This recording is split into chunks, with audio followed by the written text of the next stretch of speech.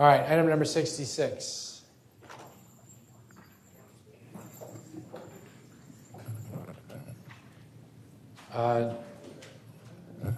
Councilmember Harper-Madison, do you want to make a motion?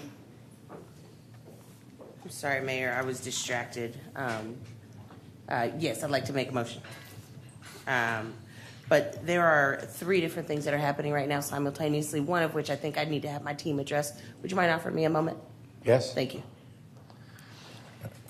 Mayor. All right, so my sense is I really appreciate the work that everybody has done on this. First, I really appreciate Councilmember Harper-Madison's leadership in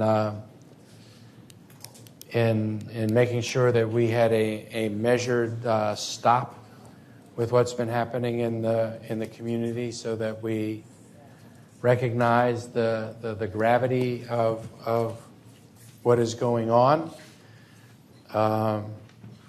Because I think that's a really important thing for us to do. I want to thank the members of the community that have gotten engaged on this, and I know that everybody has been working actually not just with their own communities and their own natural and historic allies, but with everybody else that's been involved in this.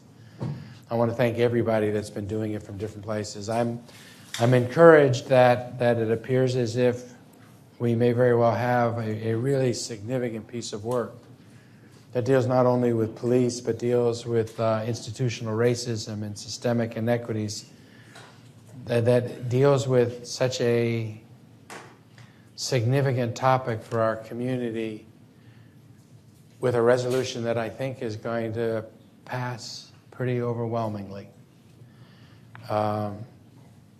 My hope is that we can use this moment to not only be really serious and specific about what it is that we are enacting and doing tonight, but that we can do it in a way that launches us on a path to do this in a really constructive way that moves our community forward.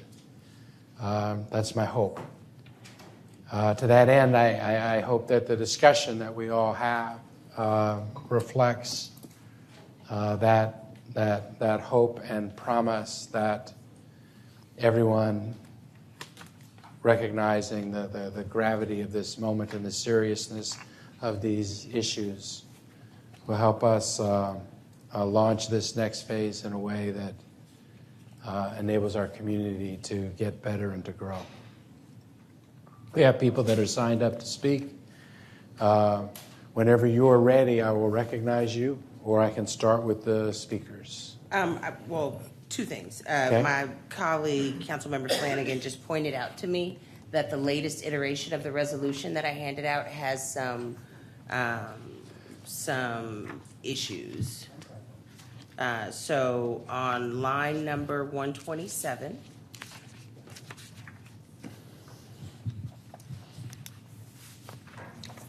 and then, but then it carries over. Yeah. So 127 is where item 7 starts, not Right. on line 129. Correct. That's where it was a little confusing.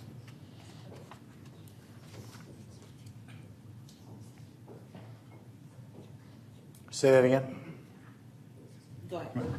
On line 127, where it Yes. has the 5 struck through, Yes. that should actually be item number 7. So there should be a 7 there. So there's just a numbering issue? It's a numbering issue. And Okay. then line 129, where it says number 7 starts, is actually a continuation of the line above. It's a continuation. Right. Yeah. Got you. So 7 there should be stricken. Got it? Okay. Councilmember Harper-Madison, Councilmember Harper-Madison, do you want to speak first before we... Take speakers? You want to make a motion, or you want to start with speakers? I'd like to make the motion. Please. That we pass the resolution, considering that we need to make those minor edits. I've seen that some of my colleagues have some amendments that they're bringing forward, and for the most part, they look friendly to me. And so I'm looking forward to moving forward. If I'm going to speak at all, I'd just like to say thank you, everybody, for coming out this evening. I know it's a serious investment of your time and your effort to come and participate at the municipal level. And I really appreciate everybody, every single person who came out this evening and spent your time with us. So I'd like to make a motion to put forward this resolution for item number 66. Okay. There's a motion in this item number 66. Is there a second to this motion? Councilor Member Kassar seconds this motion. So let's go to, sorry? I would like to touch on two things before speakers, that both of which I think might be helpful before the speakers. Okay. So the first one was before speakers showed up, there were some questions around how is it that there could be a good review of messages on social media and checking on those things. After looking into how this has been done, mostly by journalists in other parts of the country, I just want to make it clear to the manager that I think the intent is to try to follow some of those models of how that's been done in other parts of the country, and that sometimes folks don't always use their full first and last name on their accounts, and that there are hopefully we look and find professionals that are able to, when you put out an RFP and look for a professional, somebody who has the expertise to look at accounts that may not include a person's full first and last name. So that would be the hope on that item. And of course, we don't want that to slow things down, but my hope is that as you scope this work, you do your best to meet this general intent. The second thing is, manager, I really appreciate, because I think there were questions during the Public Safety Commission and other questions in the press around, this resolution supports the independent investigation on the specific allegations. And I think there were questions about how to make sure that that was as thorough and comprehensive and independent as possible. You just sent out a memo to us laying out how you would do that. And that way folks don't testify asking for those changes. It sounds like you actually have already been implementing those. So if you could actually lay out that memo that you sent to us, I think that'd be really helpful. And Sure, thank you. of course. Sure, Council Member, and I'm passing out for the dais if they didn't see it, but I do appreciate Councilmember Harper-Madison's inclusion in the draft resolution of the support for the independent investigation that I am conducting with the specific allegations. But to clarify how I'm going about doing the investigation, I did want to articulate both for the community, for the council, and then it is part of the investigator's contract that the investigator can contact at any time council members or anyone she deems relevant to the investigation. As you know, the priority for this investigation is that it be independent, complete, and thorough, that the city shall facilitate access for the investigator to any persons for interviews. The city will require full access to relevant persons for the investigation. The investigator will note in her report if any access was denied to her and by whom, if anyone declined to speak with her. Insofar as any employees have firsthand knowledge of relevant facts and may be fact witnesses, they will not be part of this. They will not be part of the investigation, except if the investigator needs information from those employees. The assistant city attorneys who are defending any lawsuits related to the investigation won't be a part of this investigation, except if the investigator needs information from these attorneys. And the report will be released as quickly as possible after it's completed without any redactions, except for the very sensitive information, such as information that identifies juveniles, reveals social security numbers, et cetera. And so I hope this clarification is helpful in regards of how I'm conducting this investigation. Can the clerk post this on to the backup for this item? Can you do this like in real time? I'll forward it on to her. In other words, does that mean it happens now, or should I have my staff post this onto the message board is my question. Okay, can you post this memo that just came out, this email that just came from the manager onto the message board? I've just forwarded it to you. And manager, just for one more, I think it was implied in your statement, but to make it explicit, I think there was some folks that had the understanding that the independent investigator would directly report to the city attorney, but my understanding is that, in fact, the direct report is to you. That's correct. Okay. Mayor Pro Tem Garza. I don't have a question. Okay, didn't know. Councilmember Alter. Thank you. Thank you, Councilmember Harper-Madison, for bringing this resolution, which creates an opportunity for us to acknowledge that we have a problem and take action. I appreciate what sounds like your willingness to accept the amendments more or less once you've read them more carefully. I just wanted to let the folks who are the chamber know that I've posted to the message board if you want to read the exact language, my amendments. But I wanted to just read them out because I think it's helpful for the discussion for those of you who are presenting. So the first amendment is focused on the recommendations that may come back to us after the investigation. So it picks up and adds including but not limited to. These are the kinds of recommendations that would come back. An actionable plan, measurable benchmarks, and appropriate timeline for eliminating racial disparities in APD stops, searches, arrests, and use of force incidents. A framework for regularly recurring reporting to the Public Safety Commission and Council on APD's progress towards achieving the fair administration of justice. An indicator in the Council adopted 5-year strategic plan. Reporting to the Public Safety Commission and Council on the plan to address and remedy any weaknesses and threats for APD as may be identified in the Equity Office's Equity Assessment Tool. Continuing education for active APD personnel as part of the required biennial recertification process on topics including implicit bias, racial and ethnic bias, gender bias, de-escalation, the history of policing and its intersection with race in our community, cultural competency, and other topics as recommended by the Equity Office and the Office of Police Oversight. Reputable leadership training that would benefit APD organizational culture. Establishing clear published standards as it relates to the qualifications required for appointment to assistant chief as consistent with state law. Creating measurable benchmarks for enhancing diversity at all levels of the department, and improving background checks and screening of incoming cadets as well as active officers being considered for promotion as it relates to topics such as explicit and implicit bias, racism, homophobia, gender bias, and other forms of discrimination. Creating a regular reporting structure to council detailing cadet academy class sizes, attrition rates and demographics, as well as active officer attrition rates and demographics. The report to council should include options for a mechanism to incorporate the aforementioned recommendations and accountability metrics into the performance standards for the APD executive team. And finally, in this section, the city manager is directed to work with and incorporate results from any relevant work that has been conducted or is being conducted by the Equity Office, the Office of Police Oversight, and the Innovation Office as it relates to APD. Amendment 2 just adds the Innovation Office to among the offices that would be consulted. And Amendment 3 adds a line to the part about the cadet classes that says if the aforementioned revisions have not been implemented at least 30 days ahead of the start date for the anticipated June 2020 cadet class, the cadet class may be rescheduled as deemed appropriate by APD so long as the revisions have been implemented by the new start date. Okay. Thank you. And these are on the message board, which you can access by going to austintexas.gov and hitting the message board at the bottom of the webpage. Anybody else want to say anything before we go to the public? Okay. I'm going to start then with public speakers. I'm going to try and move us through as quickly as we can. Our rules say the first 20 speakers have the ability to speak for 3 minutes.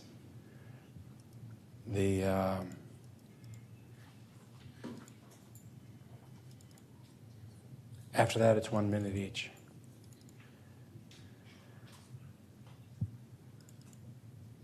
First speaker that we have is Carrie Roberts. You want to come on down? Is Pete Winstead here? No? What about Gus Pena? What about Kathy Mitchell? Kathy, you want to come up to this podium? We'll work as quickly as we can in between, in remembrance of Councilmember Houston. Like what somebody says, jazz hands would be best so that we can keep this moving. And what? Sign language for applause. Thank you. Much better. Let's go ahead and start. Mr. Roberts, you have 3 minutes. Thank you. Good evening, Mayor and Council. I'm Kerry Roberts, the Executive Director of the Greater Austin Crime Commission. My organization was founded 22 years ago to support Central Texas first responders and promote regional public safety planning. Pete Winstead, who couldn't be here tonight, is the president, and his predecessors include Mayor Roy Butler, Dr. Bill Cunningham, Admiral Bob Inman, Ambassador Pam Williford, and other community leaders. Councilmember Harper-Madison, I'm sorry this resolution was necessary, and I hope it's never necessary again. But the events that brought us to this moment can't be ignored because we can do better. When the system fails, it fails all of us. And I had hoped in my lifetime that racism was something your daughter and my nieces and nephew would only know as a fading memory. We all want our police department to be the best because it represents our sense of safety as a community. Austin police officers respond to nearly 1,500 calls a day, and those interactions are always because someone needs help. And that's why we support the audit, the investigation, evaluation, and review, but not the suspension of police recruiting and training, because growth is the number one public safety challenge facing us. Part 1 index crimes were up last year. Response times are slower again for the 8th consecutive year. And for a city that values community policing, the time that officers have to build relationships and trust in the neighborhoods they serve is below even the minimum recommended national standards and is projected to worsen again this year. So we can't afford to fall behind on police staffing and knowingly increase public safety risks. I have a deep respect for Chaz, Chris, Kathy, and the labels don't do any of us justice, whether it's black, brown, or white, or public safety or social justice advocates, because they care about public safety just as much as I do, and I care about social justice, and I've learned a lot from them and will continue to learn from them. The Crime Commission supports the city manager's independent investigation and Councilmember Harper-Madison's resolution to audit and review the policy, procedures, and training, but not to suspend any cadet classes. We don't say it enough, but thank you for your public service and a happy holiday. Thank you. Kathy Mitchell, why don't you come on up? Is Mimi Stiles here? Why don't you come on down? You have time donated from Sarah Clough. Is Sarah here? Sarah Clough? No? What about Margaret Hill? No? You'll have 3 minutes, Ms. Stiles. Go ahead, Kathy. So I'm here delivering a couple of different messages. You all should have received a letter. This is from some of the ministers who couldn't be here tonight, Greater Mount Zion, Greater Calvary Baptist, and St. John's Missionary, also the Baptist Ministers Union. Basically, they are supporting the delay on cadet classes and the specific kinds of changes that you all have put into the most recent revision, which I understand you all worked really hard on, and it looked great. So thank you for giving it so much thought. I wanted to just take a moment and then let others speak more better on this. I think that we have learned mostly that we have a police culture problem. And a police culture problem is a combination of many things. It is the training that cadets get. It is the balance of how cadets and officers spend their time. It is more than just the words that are said by people in this case or whatever else we find when we investigate. If you combine a culture of bias, racism, with a culture that relies too much on control and not enough on communication as its means of getting through the day, then you have a toxic combination. And I think the reason that we have all been so heightened in our outrage about everything that has come out is because of the potential for that toxic combination to really be the reason that we've had the police shootings, the use of force incidents, the specific cases that you have seen me come before you over and over on. So we're hoping that this is the moment where we finally kind of surface the culture and surface all of the different and relevant ways that we can change that culture. And this is something that's happening all over the country. We're not alone, and we can use models from other places. So I'm really happy with the resolution. I'm happy with what you all are trying to accomplish. Thank you, Councilwoman Harper-Madison, for all your work on this, and I'm excited to see us move forward. Thank you. Before Ms. Stiles speaks, is Joel McNew here? Okay. Why don't you come on up? You have time donated from Jackie Bucci? Okay. You'll have 5 minutes. You have 3 minutes. To Mimi? Did you tell the clerk? Yeah. Okay. Then you're back up to 5 minutes. Thank you. For there is nothing hidden that will not be disclosed, and nothing concealed that will not be known or brought out into the open. That's Luke 8:17. I'm Mimi Stiles. I get to be the president and the founder of Measure. I want to acknowledge something that we rarely do, and that's who's listening to what is being said today. In this room, there are people of color that have been directly impacted by racism, both overt and systemic, their whole entire lives. They have also repeated experiences of having their self-advocacy result in non-action or denial or reactionary responses, and sometimes even aggression. Many of you are just as exhausted as I am.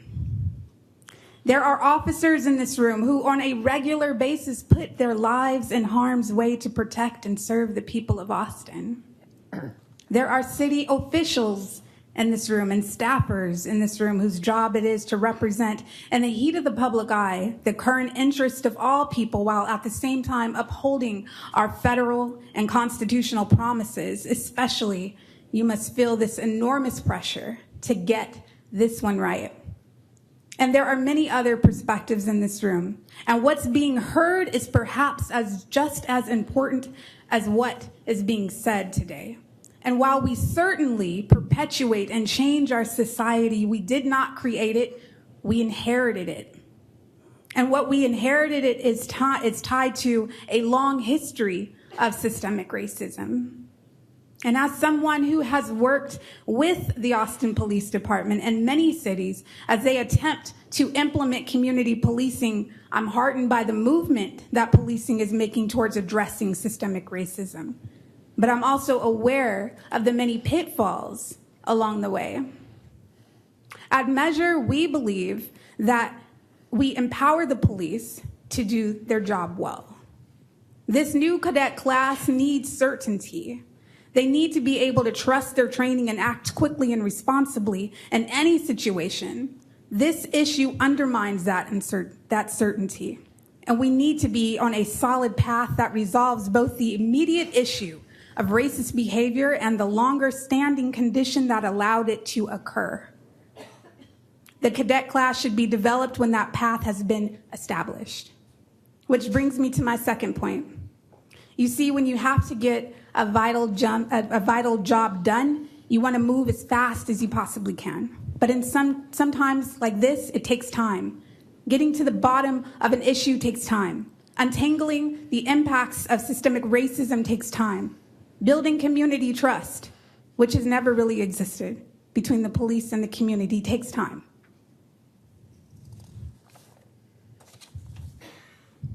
I am truly for this independent assessment. I am truly for the delaying of the training of cadets during this assessment. I'd strongly recommend that we remain open to the length of time that this investigation will take in ensuring a level of accountability and transparency along the way. I strongly recommend that we use this as an opportunity to explore what training and support and morale building that the police department may need in order to have this problem become a true opportunity that all of us can be proud of in the end. Thank you. Thank you. Is Mary Lake here? No. What about Seneca, Savoy? Okay. Go Go ahead. You have 5 minutes.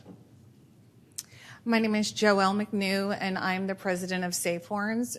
We are a nonprofit that advocate for safety on and around the UT Austin campus. In September of 2016, I met Chief Acevedo for the first time, and during a conversation, he invited me to come to National Night Out, which I'd heard of it, I did not know what it was.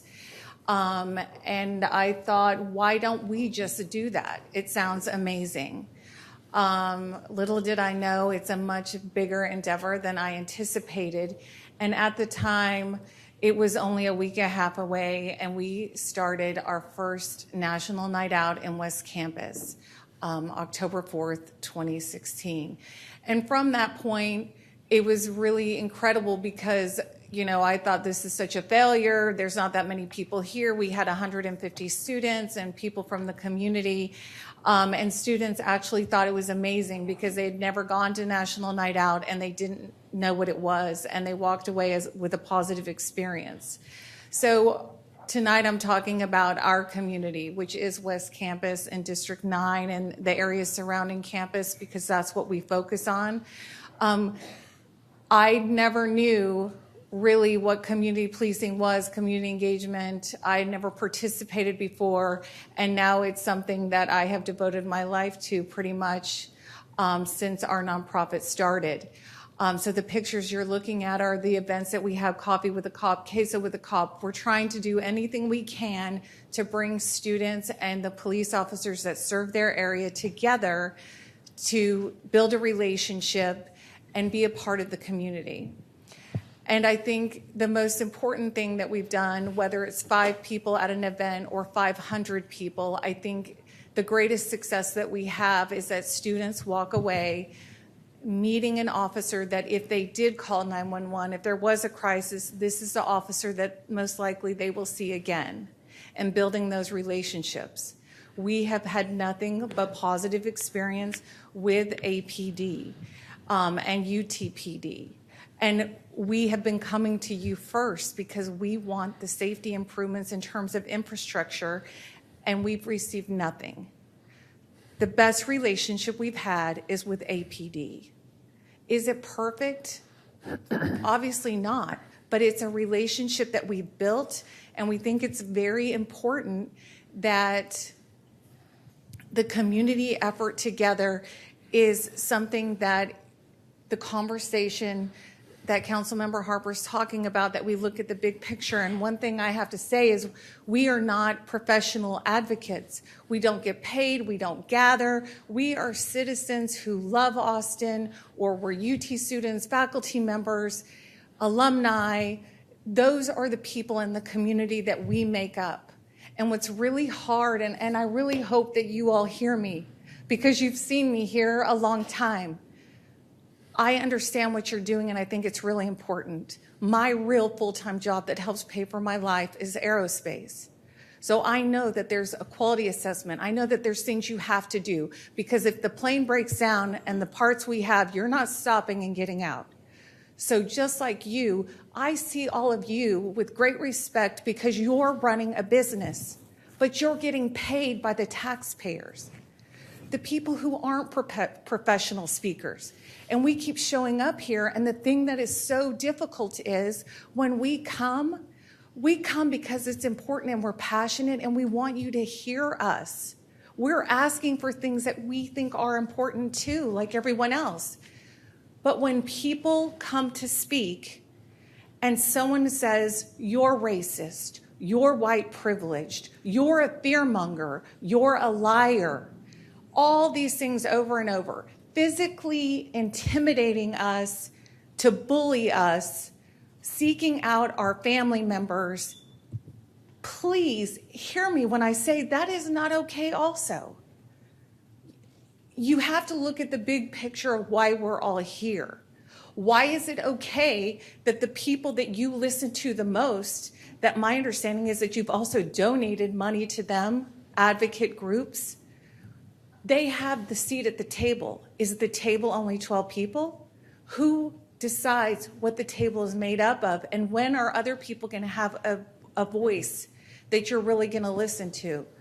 It's very sad when you come, and I was really, it seems like the only citizen for the police contract dumb enough to show up, because I think it's important based upon my relationship from just throwing myself into something that mattered.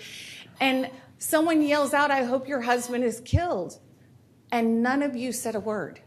And it was very loud. That is not okay. It's not.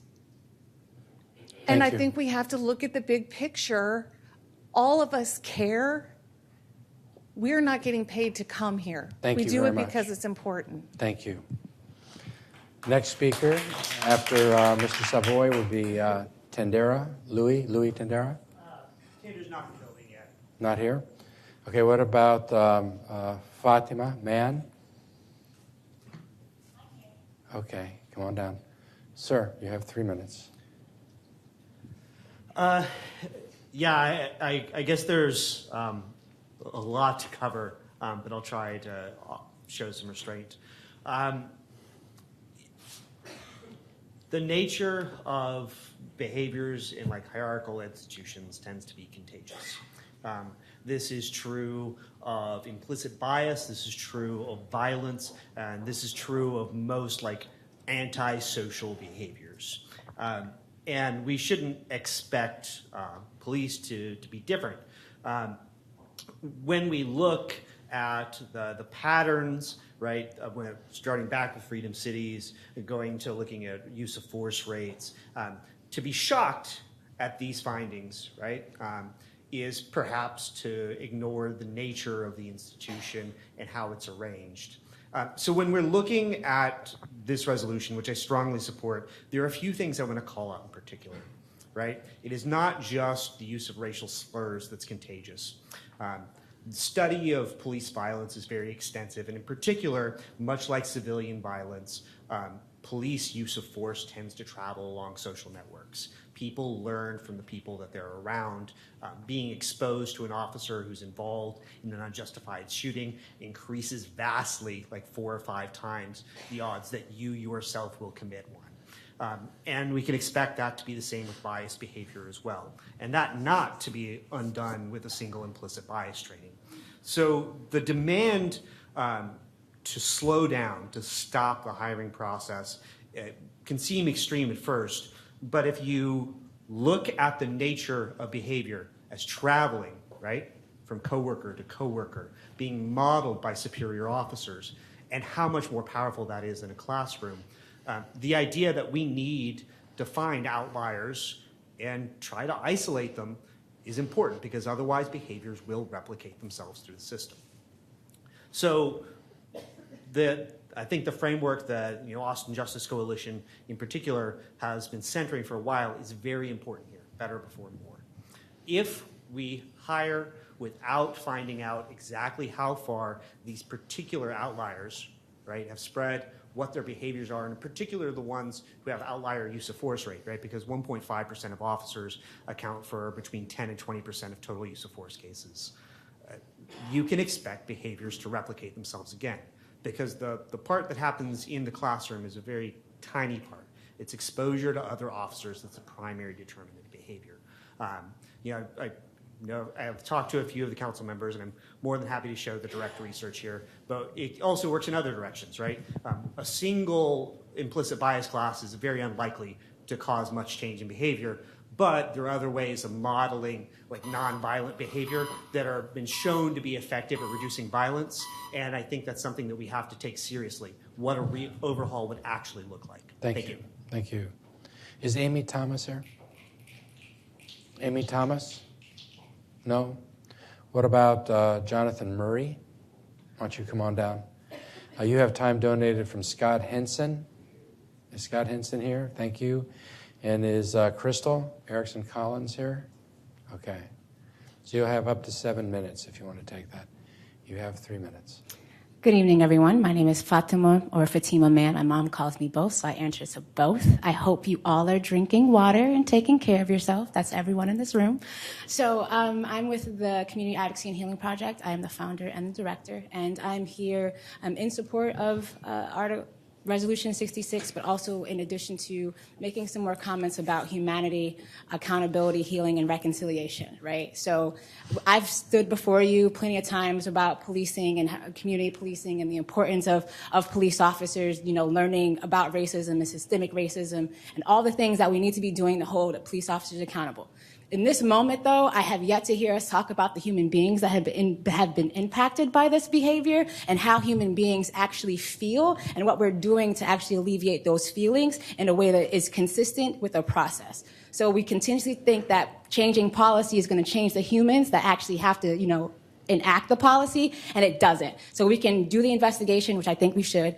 I think that if we're thinking of future generations, we shouldn't have the recruitment process now, because if we're saying that we believe that we want a better APD, then we need to actually create a process to have a better APD, and we can't do that if we're bringing a new class of human beings into the same muck and ruck that we haven't gotten together yet. So do I agree with all the things that have been stated in this resolution? Absolutely. The one thing I think this resolution is missing, or that we have stop considering, is that the people who put on these badges are human, the community members who call the police with the people with the badges are human, and how do they feel knowing that the people who they believe should protect and serve them use racist comments, like the N-word, frequently. And then not only was it used, but people knew that it was used and then was okay with it being used and no one said anything.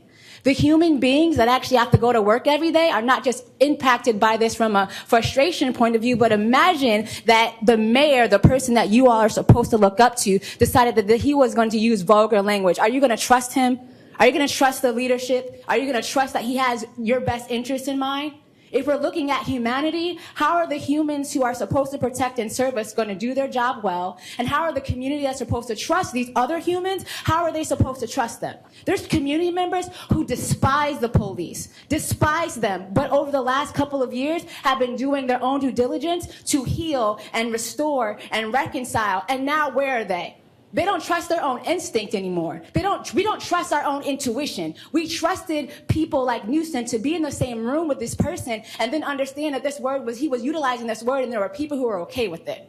What does that do in terms of the human beings who were impacted? Yes, policy allows accountability, but what about the healing and reconciliation? Racialized trauma is real. Systemic racism isn't just systemic racism, but what are the impacts of systemic racism? So what are we doing to heal and reconcile our humans? That's all. Thank you. Is Summer Spisak? Why don't you come on out? You have time donated from Sarah Nugent. Is Sarah Nugent here? Thank you. Is Joey Jitsek here? Thank you, Joey. So you'll have 7 minutes, as do you, sir. Thank you. Hello and good evening. My name is Jonathan Murray, former police cadet with the Austin Police Department, Class 137 of May 2017. Austin City Council, the people of Austin, citizens of Texas, thank you for your time listening to my voice.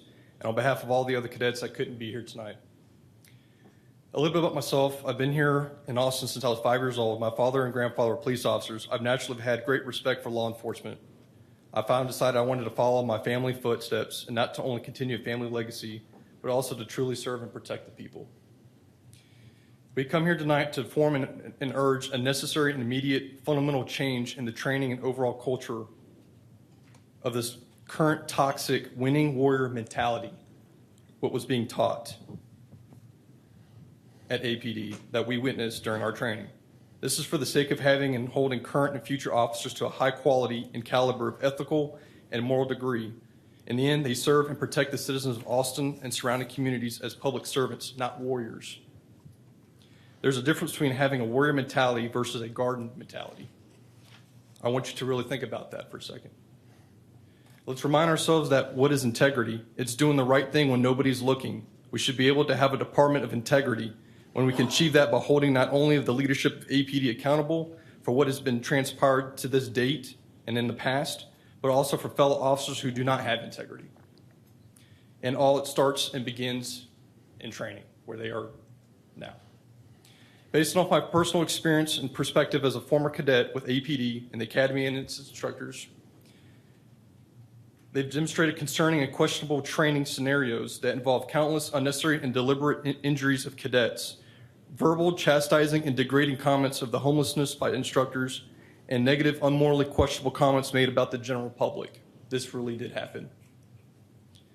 Not only did I witness these comments, but we were also encountered numerous unnecessary injuries by all cadets. This appalling behavior is completely contrary to the department's stated vision, mission, and values. How is this proper training? It is imperative that we have a police department that is being held accountable for its officers' behaviors and possess high moral standards.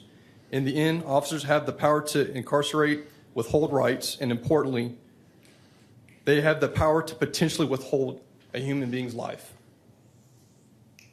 This needs to be ingrained in the minds of hearts and the leadership of not only within APD, but absolutely necessary in its training, where it all starts.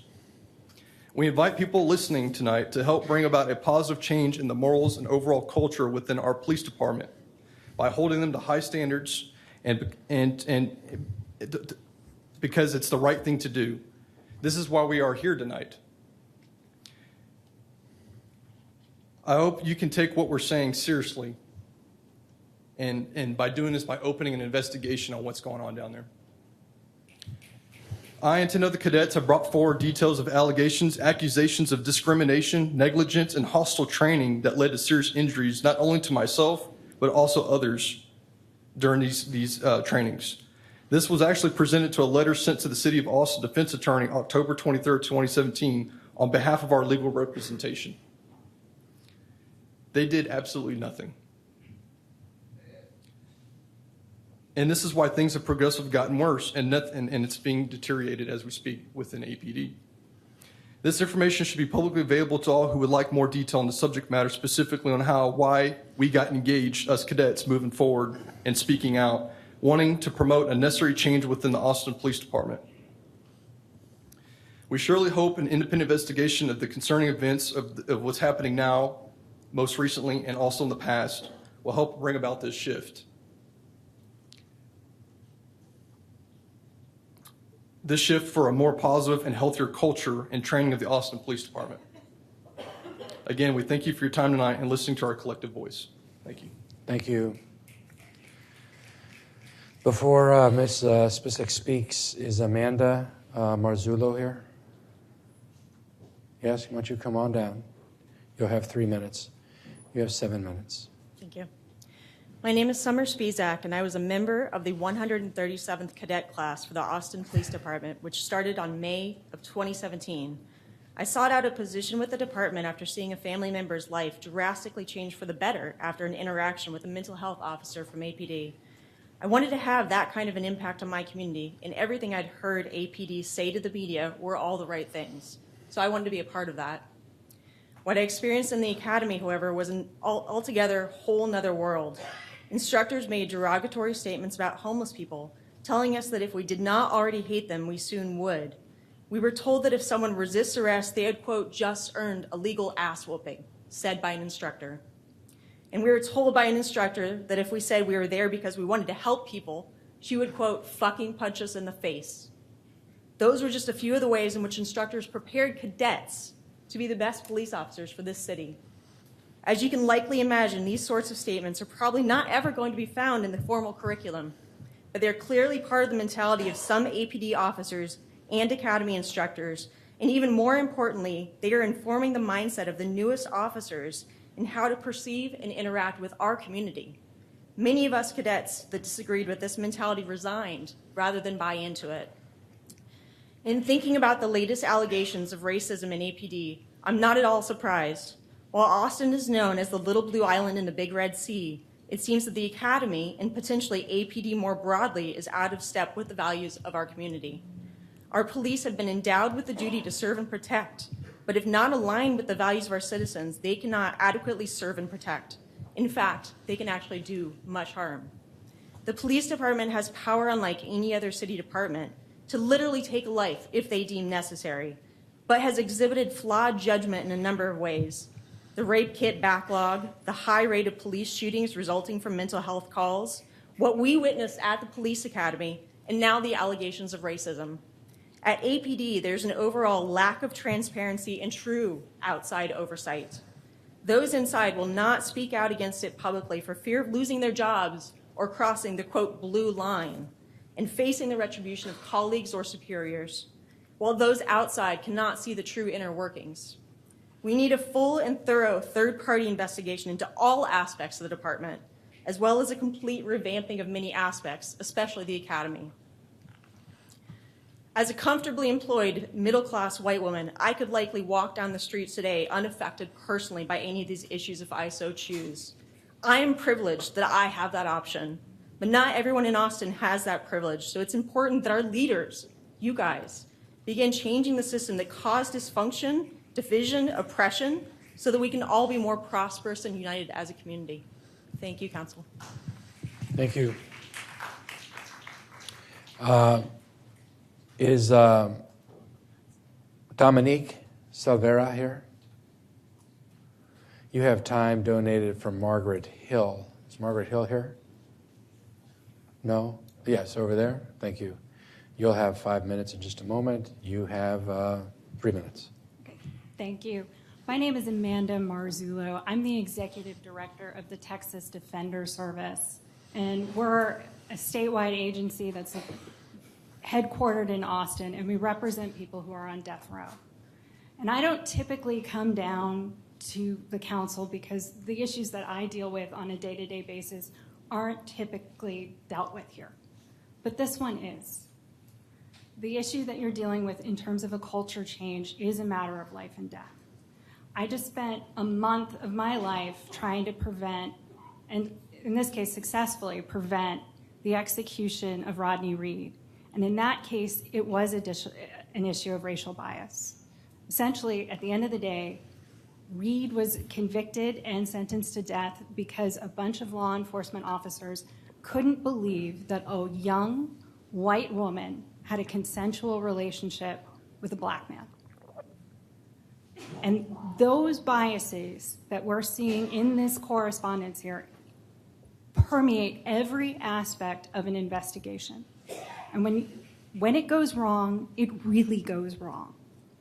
So I would just urge you to do everything that you can to eradicate the problem that we have in APD right now before it expands further. So I would urge you to please, please stop recruiting until we figure out the problem and can onboard people in a way that they can be effective law enforcement officers.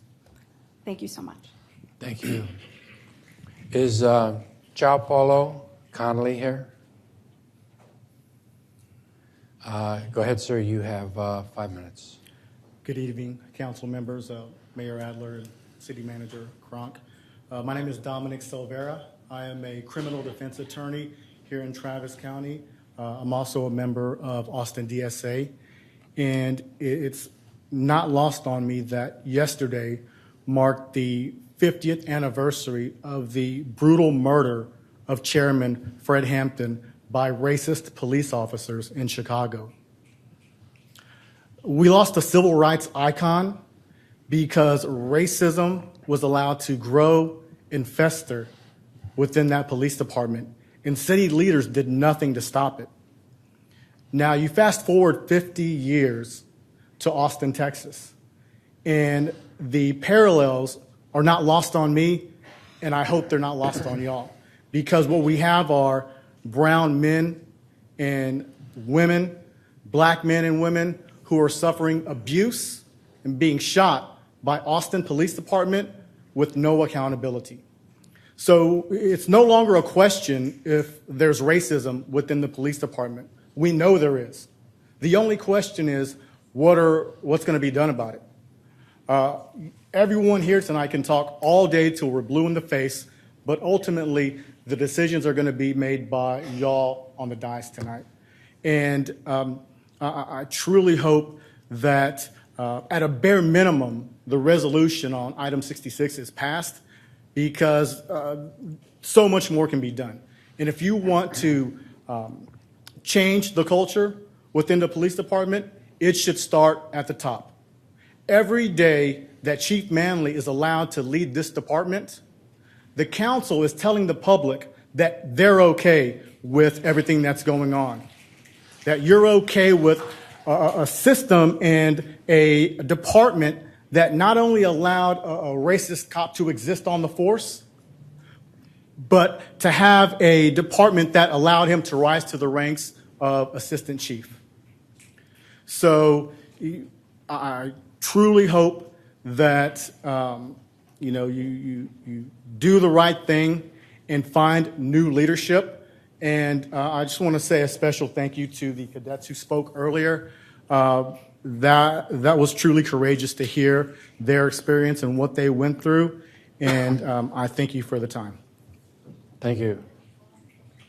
Is Doug Smith here? Doug Smith? Okay, you have time donated by Jose Garza. Thank you. And Annette Price. Is Annette Price here? Okay, thank you. You'll have 7 minutes when you speak. You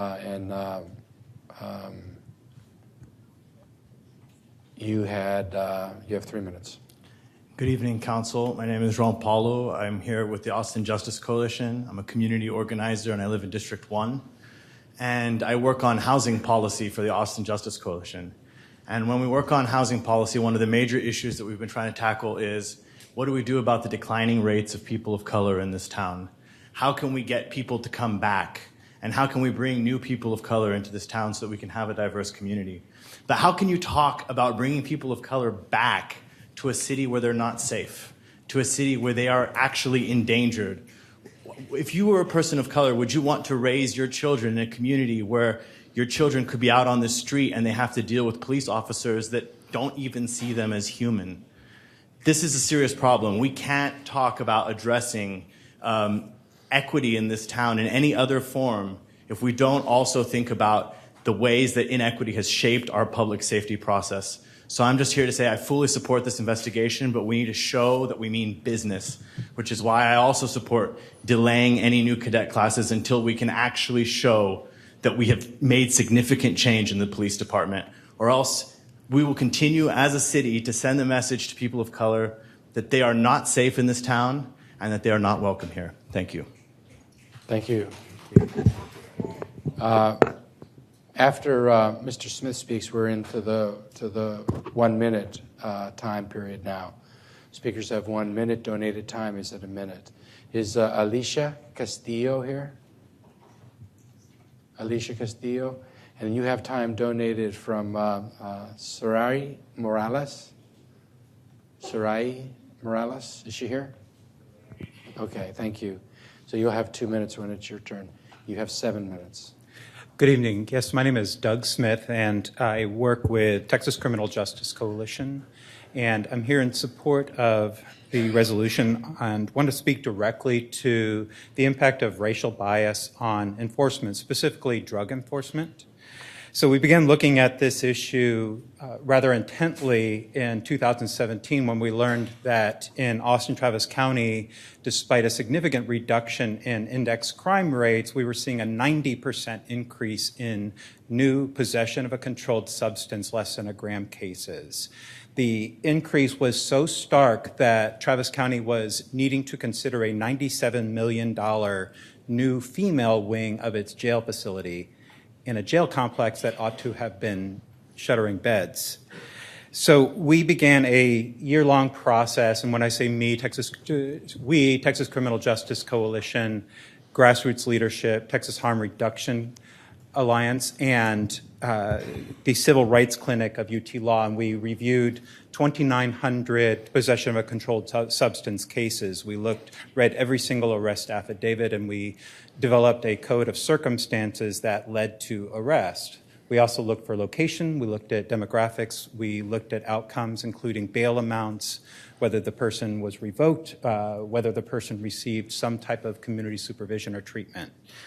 And what we learned was truly, truly disturbing. So of the 2,900 cases, 30% were African American, despite being only 8.9% of the population. And even more disturbing, we found that more than 50% of all of the cases were precipitated by a traffic stop. Not speeding, a traffic stop such as failure to signal, no registration, no taillight. Those were the type of cases that they were stopping. And so the stop evolved into a search. And the reasons, most commonly, all of the volunteers found it was the most common reason for the search was, I smell marijuana. So the person couldn't even consent to the search. I smell marijuana. So I'm a white person. I've lived in Travis County since 1976. Went to college here, went to grad school here, joined the Air Force here, and also had a substance use disorder here, also sought help here. And in my 50 years, I have never been stopped for failure to signal. Never once. Never have I been stopped for not having a taillight broken. Never once. So I want to say something else. So drug use occurs throughout this city. They're happening at your school. It's a statistical impossibility that there aren't people sitting in this room right now who don't have drug issues. There are people in white parts of town, Latino parts of town, black parts of town who have drug issues. The difference is that white people don't live in communities where they are surveilled and stopped and searched. That is the difference.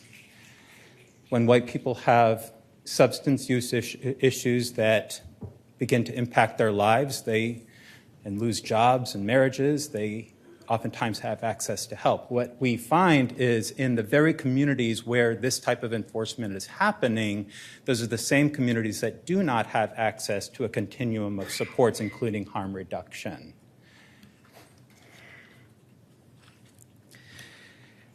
And don't think for a moment that this enforcement actually resulted in any net benefit to the community. So when we looked more deeply into what happened, what we found is that a significant proportion of black and brown people actually did not get a PR bond. They sat it out in jail. They were given time served after days, weeks, months, or even a prison term.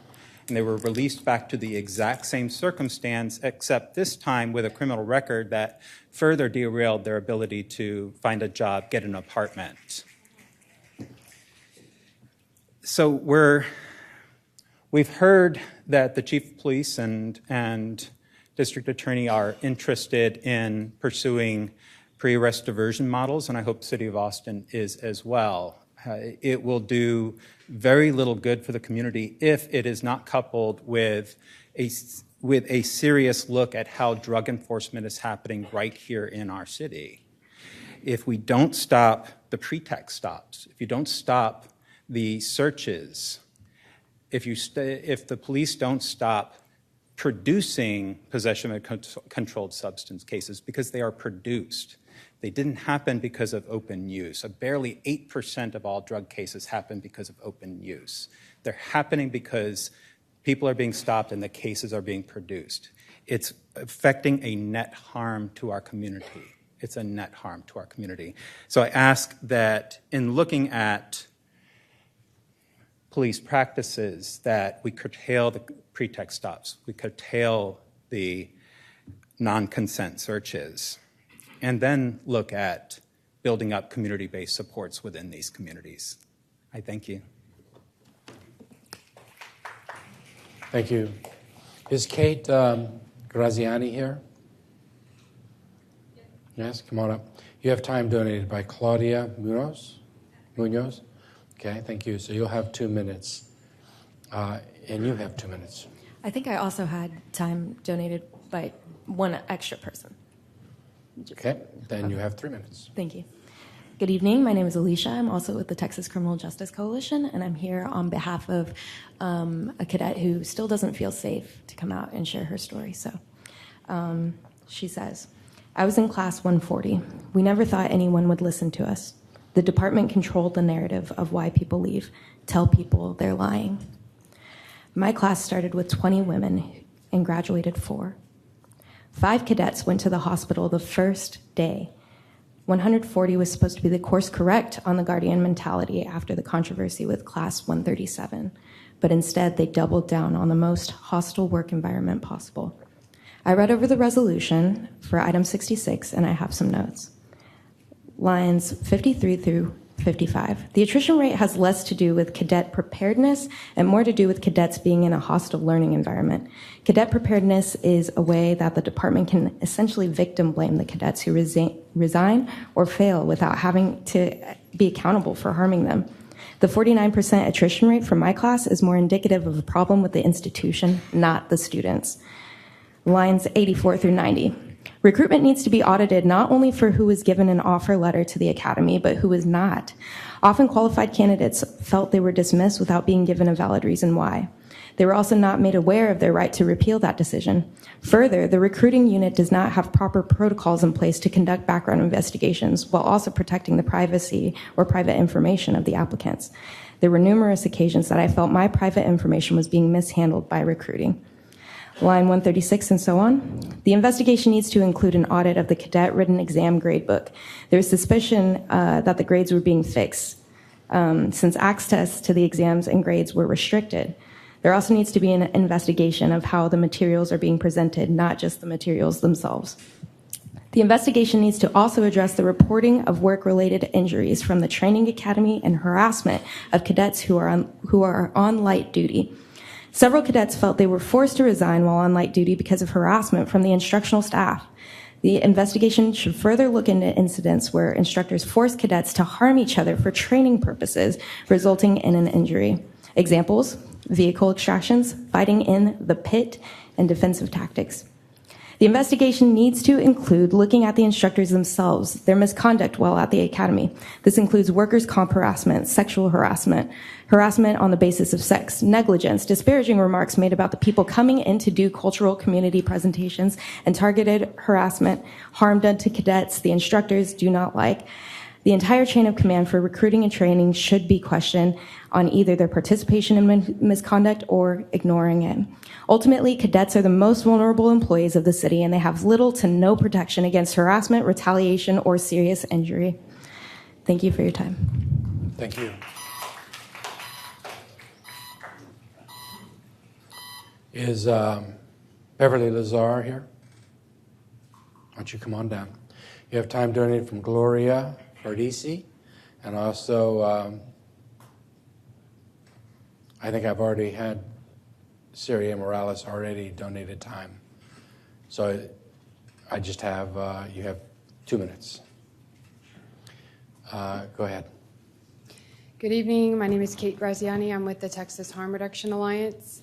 We just opened an overdose prevention center in District 1. Although I'm not maybe the most visible advocate, I do work diligently to create alternatives to our criminal justice system because it's harmful and racist. And that's why I'm here tonight. I'm working closely with Doug Smith and others on that drug arrest data project. And I think that number, that 30% number of low-level drug possession arrests are Black people in Austin. I don't think that should come as a surprise to many of us. But I do want to highlight it because when you're trying to create solutions and you're faced with numbers like that, and then allegations of such egregious racism in the department come out, it kind of makes those solutions or it makes it really hard to find a path forward. So when I'm sitting in rooms with APD, the district attorney's office, trying to figure out how do we reduce the negative impact of the criminal justice system on our community and create alternatives to incarceration, like how do we move forward? How do you sit in the room now and look them in the eye and say, yes, we can work together to make this community better when you know what's going on within the department? And so I believe that we can create alternatives that work. And I feel compelled to speak tonight about how do we create a path forward when we know that this is happening. You can't ask community members to fix racism in APD. We need you to take leadership on this and hold them accountable and not only address this immediate instance, but the culture change that needs to happen. Otherwise, like others have said before me, like anything we try to build together is going to continue to perpetuate those racist outcomes. And so I want you to take seriously the data, but also this is bigger than any data point. Thank you. Thank you. Charles Moody here. Mr. Moody, come on down. You'll have a minute. You have 2 minutes. Somebody just donated a minute. Then you have 3 minutes. Okay, thank you. My name is Beverly Lazar, and I'm here representing District 8 and the Austin Justice Coalition, Mayor Adler and council members. On May 5th, 2018, I attended an event on the UT campus where Acting APD Chief Manley was holding a community session where folks could give input and ask questions in order to decide if he should be chosen as the new Austin Police Chief. Personally, I had reservations as there were no other candidates to consider. I told Acting Chief Manley that I felt that his officers responded to situations with knee-jerk reactions, and I presented 2 situations to make my point. The first situation involved Breon King, who was thrown onto the pavement, handcuffed, put in the back seat of a police vehicle, and these actions were in response to her speeding. Ms. King was crying and asked why the officers were doing this to her. One of the officers responded by saying that it is a known fact that African Americans are more prone to violence than others. The second incident involved the bomber. APD immediately concluded that the bomber was African American, and he was referred to in the press as a murderer. When the actual bomber was cornered and, I believe, committed suicide, we learned that he was a young, white, middle-class lad who Acting Chief Manley described as challenged. I said to Acting Chief Manley that if a person is black and speeding, they are violent and dangerous. If there is a person killed by a bomb, the perpetrator must be black, and there may very well be drug dealing involved. Acting Chief Manley answered my query by delivering some gobbledygook about an almost identical blue house on the next street. My point was that in APD there is systemic racial bias. On many of my talks to this council, I have stressed the importance of better police training, and particularly de-escalation training and how to deal with people experiencing mental health crises, et cetera, et cetera. With the events unfolding regarding the despicable behavior of Officer Newsom, I must conclude that my remarks, as well as the remarks of hundreds of other citizens, have fallen on deaf ears. After that, I had a paragraph here that I cut out of the Austin American Statesman, quoting Ms. Spisak. She was so eloquent that I don't have to go there. But once again, I implore you, is anyone out there? Does anyone hear? Does anyone care? I am asking this council to adopt Resolution 66, presented here tonight by the Austin Justice Coalition and other organizations. I suggest that it be approved in its entirety. It is way beyond time for action. Thank you. Thank you. Is Mia Greer here? Why don't you come on down? Sir, you have a minute. Thank you, Mayor. I support the Resolution 66. I'm a pastor, and we've talked about the culture, and culture is a difficult thing to change. It's the most difficult thing to change in any organization, and it needs to start with a radical change of personnel. The results of those cultural issues and biases are what I want to talk about briefly. Keith Talley, a young African-American male who was pulled over in July, videotaped, and the APD has this videotape, but it's not been shown about this interaction. And this interaction clearly shows racial bias, where the officer says, several times, I was thinking that I was going to have to shoot you. Keith called me and his mother right after that incident. He was asked to go to AI to be interviewed. During the interview, he broke down emotionally and said, I just don't want that officer back on the streets.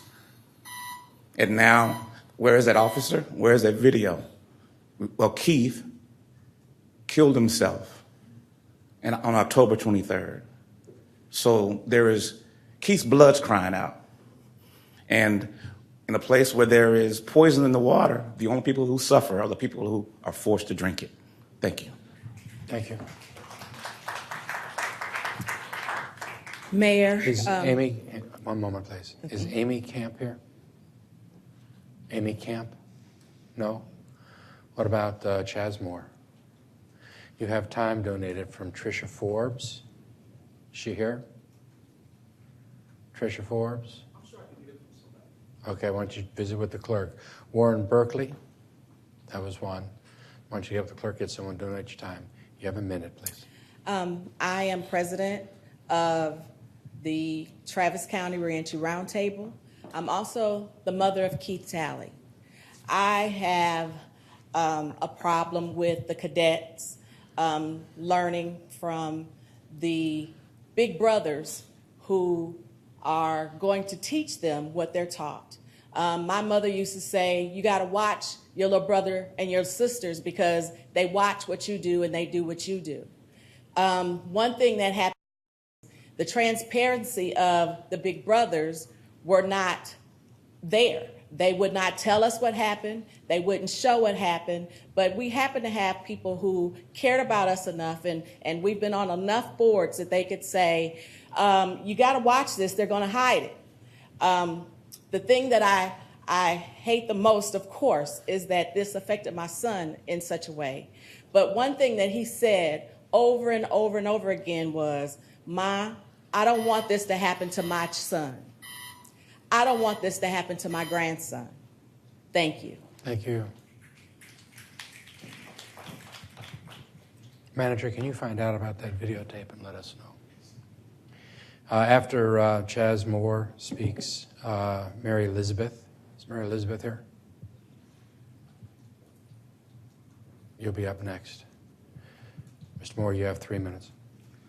Thank you. I don't have any music or any whips tonight, but I do want to start by saying I just really appreciate and love the people that make up AJC, and I've been thinking about that because I think about Fred Hampton, who a lot of people don't know. He organized people from all colors, all walks of life, of all ages, and that's who we are. And I want to start out by saying we at AJC, we believe that we can live in a world without police. Not saying that we, hate the police, but we also understand the creation of police, which was to catch slaves. When slavery was abolished, there was never, in my recollection of history, a conversation about, okay, what do we do now? And then you have the 13th Amendment and all these things. We understand that in order to get to a world without police, we have to fix other complete entire systems, right? We need better schools. We need better economic structures. We need better health structures and things like that. So until we get to there, we have to deal with what we have. People commit crime because they don't have, because more than likely because of the color of skin or the lack of education. People feel afraid, except the white lady from West Campus, apparently, who, ironically, a white woman feels safe with cops. Who knew? But tonight we're talking about the institutionalized racism within the police department. This is not, we hate the police type thing. This is saying this is the system we have in place that is supposed to keep us safe and protect us. We cannot do that if these people think we are, I agree with Councilwoman Natasha Harper-Madison, the most despicable word in American, I would say language anywhere. So, until we can really get under the hood, like I've been saying, of the police department and see how bad this problem is, some people would be happy with you all firing Chief Manley or firing chiefs. But what does that really do if the entire police department feels the same way that Chief Newsom does? You can change the ornament of a Honda. You can put a Bentley on it. It's still a Honda, right? So until we really get to the roots of the problem and see what this is, it doesn't make sense to bring in other people, right? And again, I keep saying it's mean because it's perfect for the situation. The little dog who's sitting in his chair and the house is on fire. He's drinking his coffee. He's like, this is fine. No, this is not fine. Like, we need to put out the fire before we invite more people into this house. So I respect the leadership of all you all. I know this is going to pass, so hopefully people can come up and say what they have to say so we get home early. I do want to go watch The Mandalorian. And also, I agree with something somebody said earlier about this is a humanity issue. But I understand how government works, and we're here because we want you to hold these people that have the power of God with a gun and a badge accountable. If we want to fix people, we can take them to Ayanla at another time. But right now, we just want you all to hold them accountable. And we think this is not the step, but this is a great first step. And happy birthday to Aisha. She's on my leadership team, and now it's on public record forever. Thank you. Is Heidi Sloan here? Heidi Sloan, come on down. Ms. Elizabeth, you have a minute. Hi, I'm Mary Elizabeth. I live in District 1. Good evening, Council and Mayor. Oh, where to start? I have to thank everybody who's spoken before because every one of them has touched on something that I wanted to say. Racist remarks by an assistant chief police officer for Austin Police Department. Racist remarks over years from a man who became an assistant police chief. Well, okay, so what? I want to ask, I have a question for the white members of the council or the people who call themselves white. If you have children or maybe by now grandchildren, you know, they go out at night, and I suspect you probably worry when they go out at night, like, oh man, are they going to get in trouble? Are they going to get hurt? Hello? You have 1 minute. You can finish your thought. Well, you probably say a prayer for them to come home safe. Does that prayer ever say, please, God, don't let them be hurt by a police officer? I bet it doesn't. I bet you think that calling the police, if there's a serious incident, that calling the police would be a good idea. Or possibly even that a police officer will bring your child safely home. Ms. Elizabeth, thank you very much. That's not the case with people of color. Thank you. Thank you. Chris Harris. Mr. Harris here. You have time donated from Julia and Alexander, and also from Pamela Brubaker, so you'll have 3 minutes. Ms. Sloan, you have a minute. My name is Heidi Sloan. I live in District 1. It was said at the beginning of testimony that when the system fails, it fails all of us, but let's just say for the record that we know it fails some more than others. As Kathy said, we know that racism within our police department has resulted in real harm being done, harm that has been reported and harm that has been not reported. I was out on Sunday knocking doors, talking to people about justice, as one does. And at every door I knocked, I asked people, what's your biggest concern? And I had lots of ideas of what it might be, but every door the answer was racism and use of force in the police department, every door. And I was not surprised at any one of them that that was the biggest concern. And y'all, I am glad that we are here and we're gonna, I think, pass this proposal, but it didn't take this long to know. Let's ask. Thank you. Ken Cassidy, and you have time donated from Justin Berry, so you'll have 2 minutes. Mr. Harris, you have 3 minutes. Thank you so much for the time. Hi, my name is Chris Harris.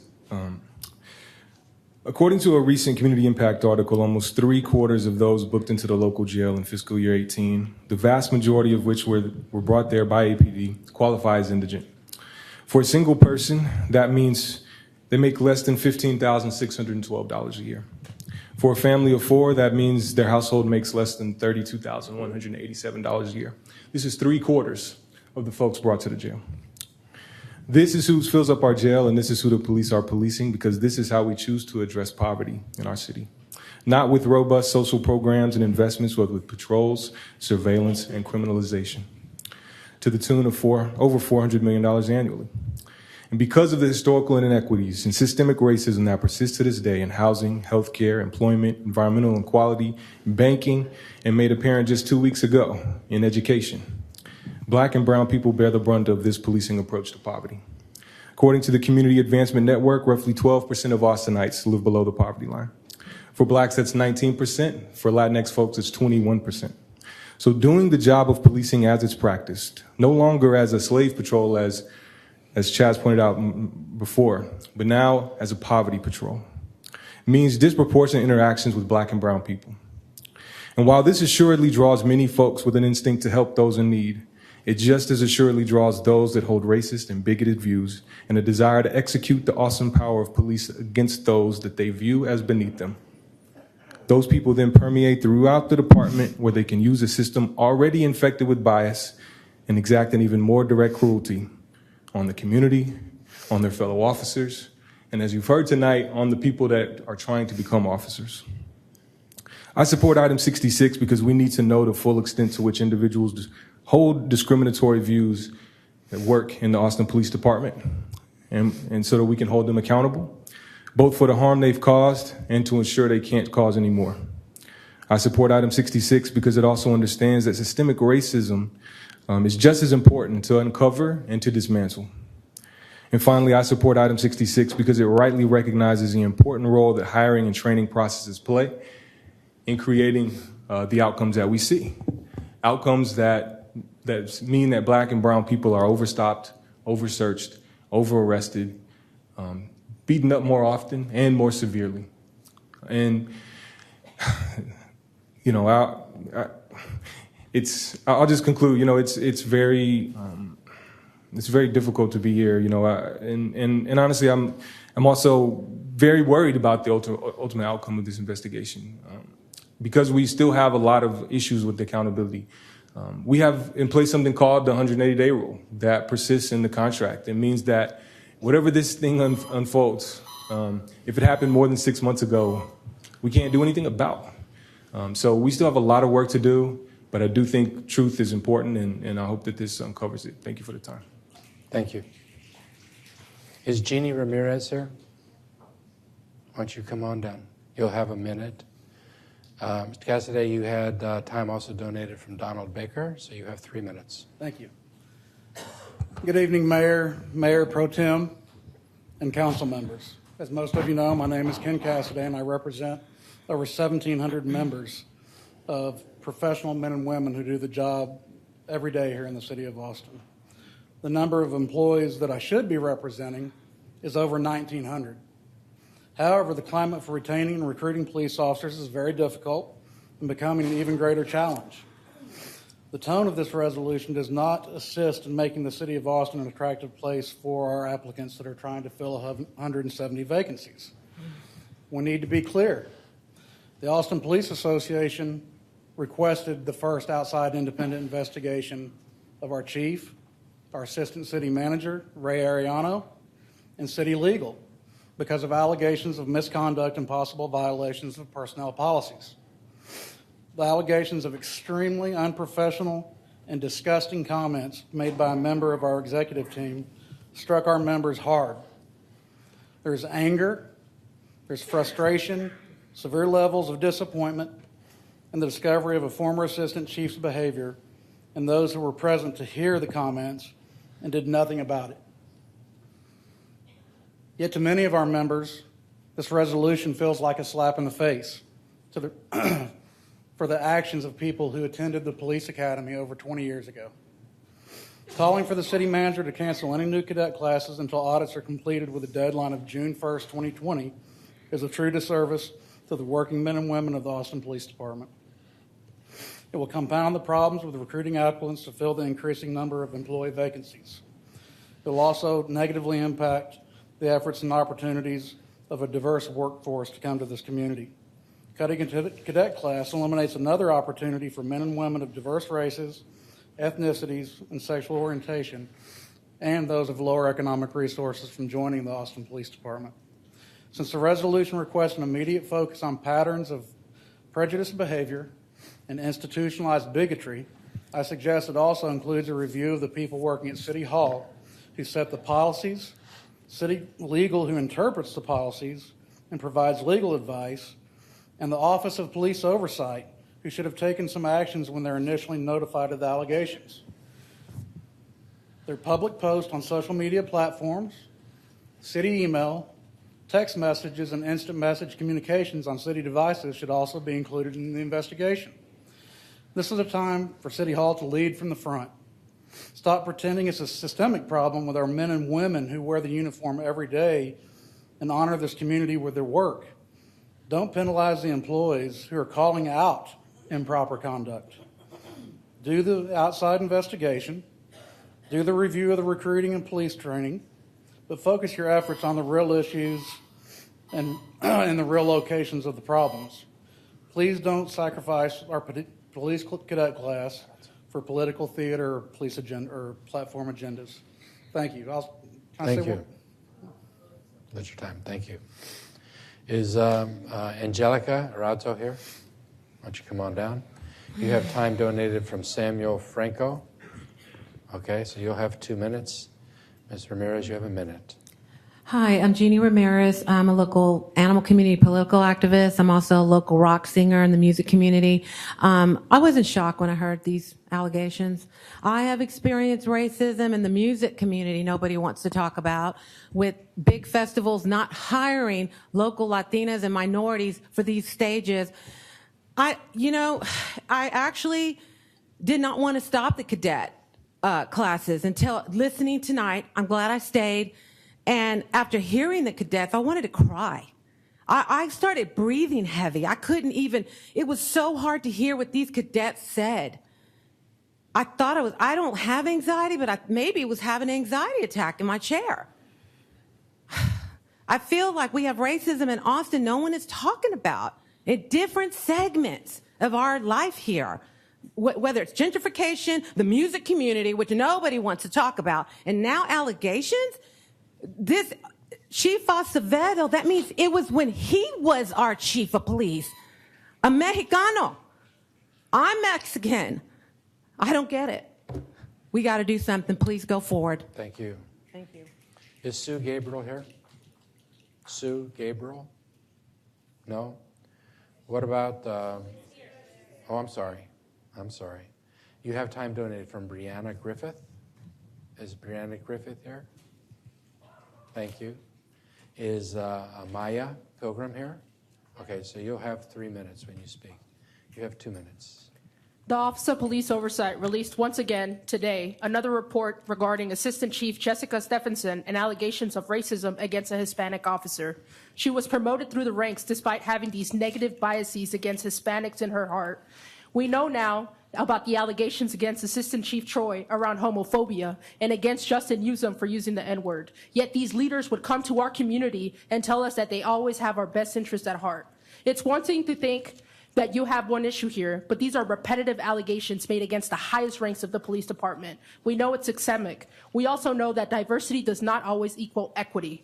We cannot simply continue with business as usual. We are at a reckoning point, and it is the responsibility of council to address these systemic issues at their root. This is not a call that the community takes lightly.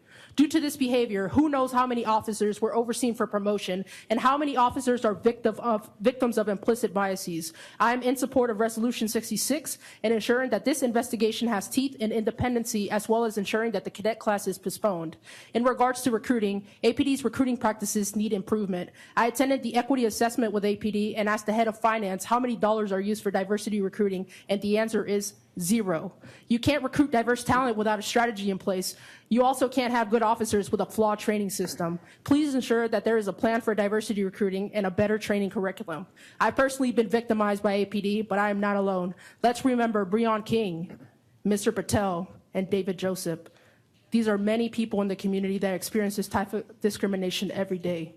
Please pass this resolution, and thank you, Councilmember Natasha Harper-Madison, for your outstanding leadership. Thank you. Thank you. Is Mona Lisa Brock here?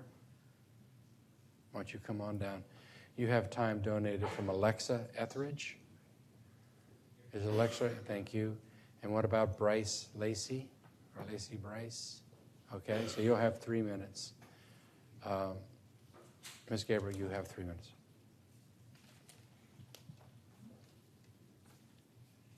I do not support Resolution 66. The city of Austin has a history of racism and discrimination in all areas, as we all know. The city has already adopted a strategic direction with metrics associated with the fair administration of justice. When the city manager hired Chief Manley, he wrote a memo laying out expectations for the chief. CCU came in force in August requesting that you fund low-income housing, parks, homelessness prevention, and the like. You did not support you did not listen. Here we are again. We don't need another study to tell us police are racist. We already have outcomes to work towards. This resolution has no teeth. It has no accountability mechanism. What happens when the metrics aren't met? Will the council defund positions? Instead of funding this study, fund low-income housing, fund health care, make funds for housing.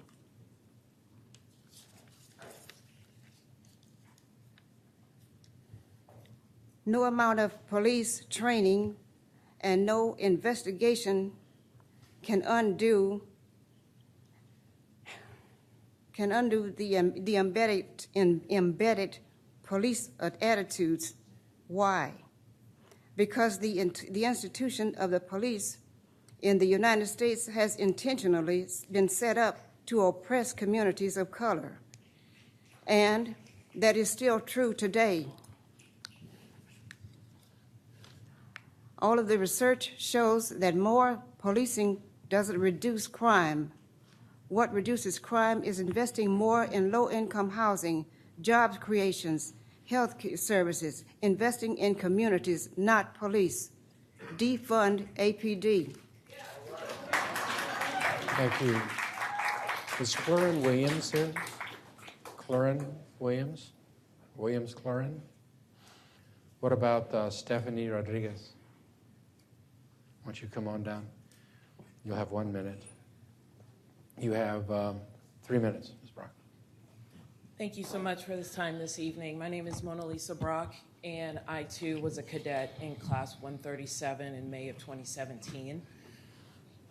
My experience was of great discrimination in the sense that on day 2, as spoken by one of the other speakers, that there were cadets who were injured on day 1. I was injured on day 2. I was then put on light duty, forcibly not able to work out, to exercise, or to be active with the rest of my comrades. However, the intimidation didn't stop for me as well. I encountered instructors saying to me, "You think you have it easy standing there on the side. You just wait until I get you back out there on the field. I've got something for you." So the fear and intimidation was intact, even though I couldn't participate with the rest of my comrades. Until on my 5th week of training, I was back on regular duty, and from day 1, they made good on that promise. I was forced to take physical tests that I, of course, was inevitable to fail since I wasn't able to train. And on that 3rd day of being back, I had passed out on the track, lost a little bit of consciousness. And when I was pulled inside, before I can completely regain my breath, I was surrounded by 3 instructors plus the sergeant, what sounded like a rehearsed speech of the reasons why I needed forced to resign, that I wasn't cut out to be a police officer. Although the reason why I was there was because I saw the cry from the community that we needed help and that we needed trust again. And I wanted to be the face of not only an older individual, female, Black, and to put that badge on and put a new face to what it meant to be safe in this city, and to be denied because I couldn't run around a track was devastating to me. Being that I had no issues in any of my tests, that I had proven to be completely honest without fault to defame me from being a police officer, a servant to the community, and to be told that because of a criteria of passing out on a track without being able to train due to an injury that I sustained from the training that they were giving me and administering to me, put me in a state of depression, heartbreak, and at a loss. Because now, what am I supposed to do to be able to help and have a hand and a pulse in this society that my children, that I have to watch them walk out the door and be a part of, and without being afraid for them? Thank you.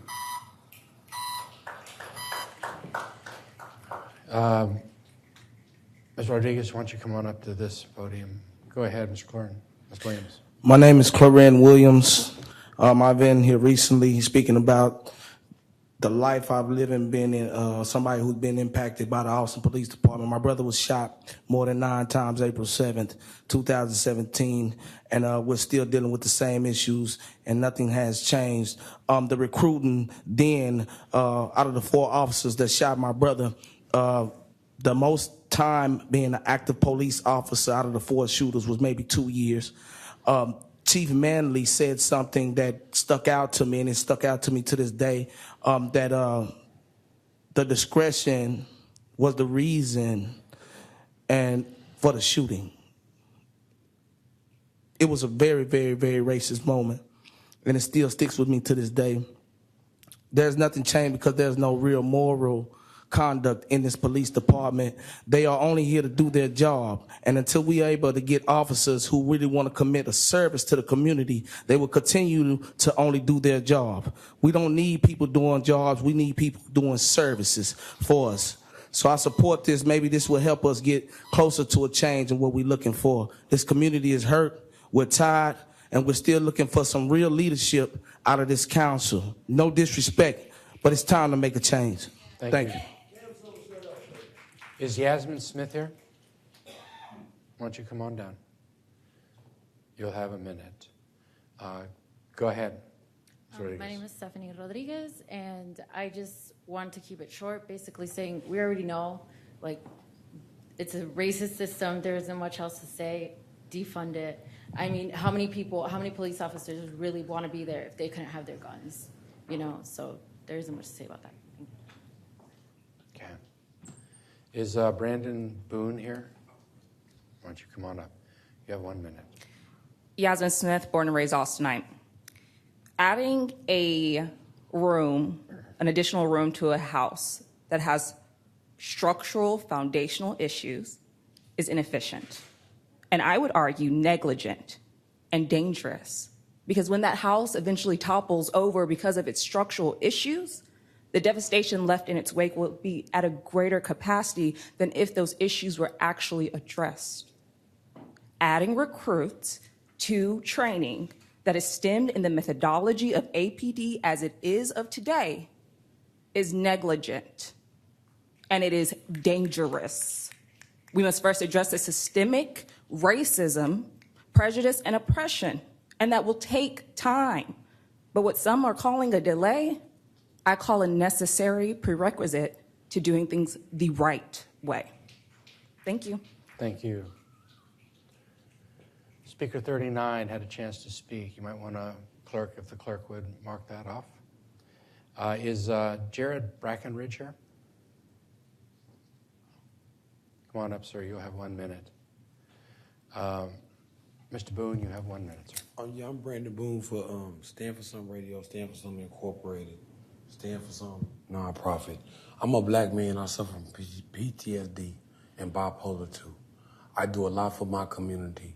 I do a lot for the people out here. I give out food. I give out toys. I do everything I can growing up in our community in Northeast Austin, Texas. I'm a black man, and when I leave here, all I see is white people up here.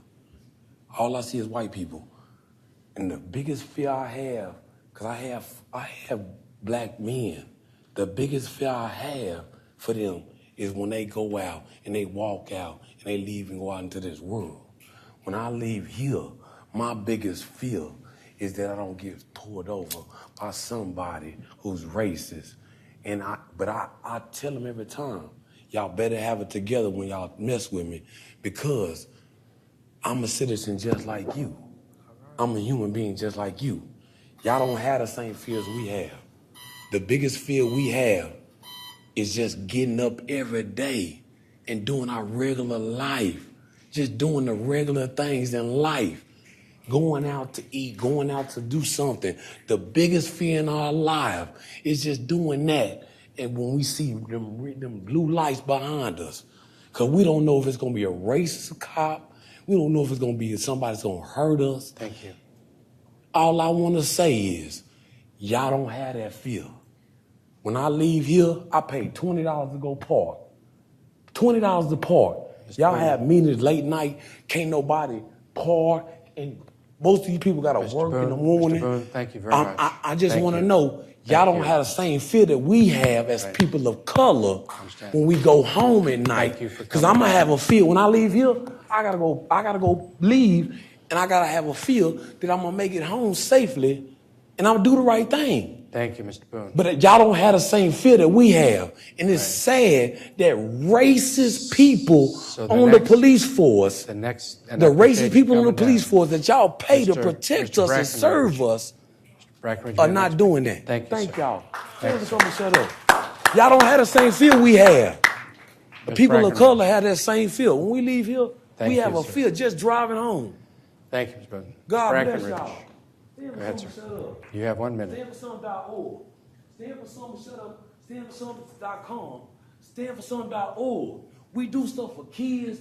Don't know all these white people in here. Mr. Boone. All these white people in here. We have other people that have had a chance to speak, and everybody else kind of stayed. But y'all don't have the fear that we have. I understand. And y'all give us 1 minute to tell y'all, so we gotta rush and we gotta get it out. And I don't know how this stuff works. I don't know how it works. I made a dude help me sign in. So I'm gonna just tell y'all, you rushing me, I'm gonna leave. But guess what? When I leave, guess what my fear? Your fear is that I don't do nothing stupid and I hurry up and get off the mic.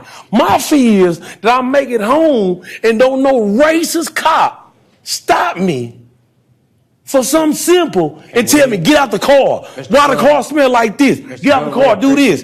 All this for a traffic violation. And we all had a chance to hear God bless y'all. I appreciate it. Thank you, sir. Y'all. Shut up. Thank you. Mr. Brackenridge. Y'all don't have that fear we have. Mr. Brackenridge, do you want to speak? I got that feel. Y'all got that feel. My bad, bro. No, you good. I'm not going to stop you. As he said, I'm very proud that he's in here speaking up. There's so many things put in place to that black people. That's why most of the time we're not in this room. But I'm very proud to see my black and brown people in this room tonight. He told me $20 a pour. That it's certain things put in place, but that's not part of my time. But anyways, it is. It's okay. I ain't worried about the money. Here's what I got to say. If black was white and white was black, what would your decision tonight be? I could almost say, as some of these people have already said, that this is going to automatically get approved, right? It's a logical thing to do. But as we've seen other governmental bodies here in the city of Austin do, such as the Austin Independent School District, implementing plans with the racist maps and things like that, it's kind of not surprising. So I'm gonna watch this and see what y'all actually do. It's a start, but I think we can do more. So don't let this be the last part. Also, last thing I want to say is, being an actual black man, like he said, when I get in my car and I see those blue and red lights on the side of the street, I'm automatically panicking. But you guys will never understand that. You will never understand that. So it's very important that we get protections like this put into place. Thank you very much. Thank you. Is there anybody else who signed up to speak and I haven't called their name? Anybody else signed up to speak, I haven't called their name? That gets us then back up to the dais. Councilmember Harper-Madison, do you want to start us off? Forgive me if I'm mistaken. I don't want to speak out of turn. Ms. Price, I thought he called your name earlier. Yes, ma'am, he did. I donated my time. Okay, just making sure. Sure, I'd like that very much. So I'll start by saying I think we all recognize the importance of the action we're taking tonight. We all recognize that there comes a time in everybody's existence to have to do something really hard because it's worth it. I think it's worth it for us as a council to have to do something really hard because it's worth it. I think it's time for us to do something really hard as a city because it's worth it. I think it's time for the Austin Police Department to do something really hard because it's worth it. because out of those 1,700 plus officers that were talked about tonight by the APA, they deserve better. A lot of those, so somebody told a story up here this evening that really just got me thinking about a story that I've told a couple times about how my car broke down on the upper deck on I-35. I don't know if you've ever been on the upper deck on I-35 and not in a car, but the bridge shakes. It wiggles, and it feels very uncomfortable when you have cars zooming past you and the bridge wiggling. So me and my daughters are in this car with the bridge wiggling underneath us, and my daughter is scared. And so I call 911. And so 911 responds. The emergency mostly is that we had a tiny sliver to pull over into. We really weren't safe. But the fact of the matter is my daughter was frightened, and I'm a very concerned mother, and I wanted to get her off that bridge. And so the officer who responded, you could tell he was a father by the way he interacted with my daughter. You could also tell he was a man who put on that uniform and that badge every day and believed in what it is that he does. And he believes that he's a servant of the community. And so this gentleman, when my daughter vomited in a bag, he's getting vomit on his arm, and he just helped her adjust the bag, and he rubbed her temple and he rubbed her back. And he said, I got some cones in my trunk. Would it help if I put those cones around your car? She said, yes. And so he does.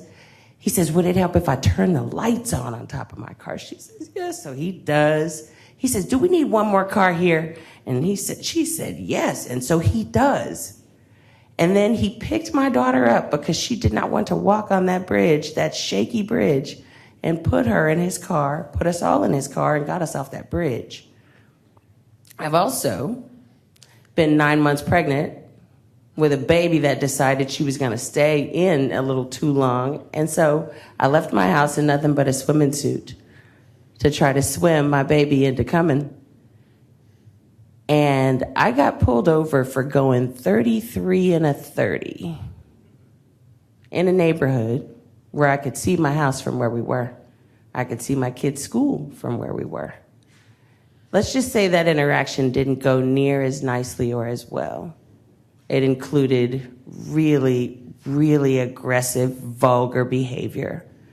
So there's nobody in this room, uniformed or otherwise, who doesn't recognize that there are layers to what it is that we're discussing this evening. There are nuances.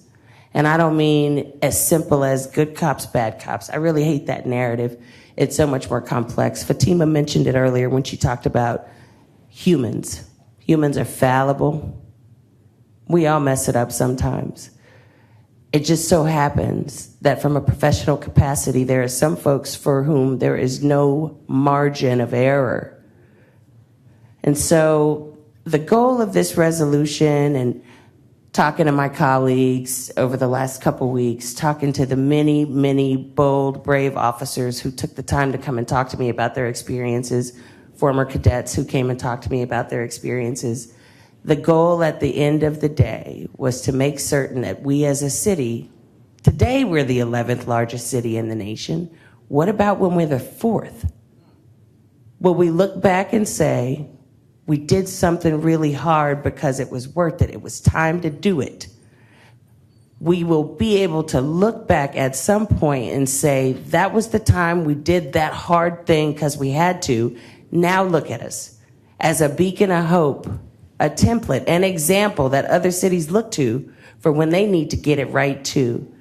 Because pervasive systemic racism is not an Austin exclusive problem. Yeah, we're special, but we ain't that special. Everybody's got a little bit of this illness. And it's time for us to apply a massive dose of treatment to our entire country. And so I say, why not start in the capital city in the great state of Texas? And so I really appreciate all the support that I've received from my colleagues, all the supportive stories that we've heard this evening. And it is my hope that this is simply a start.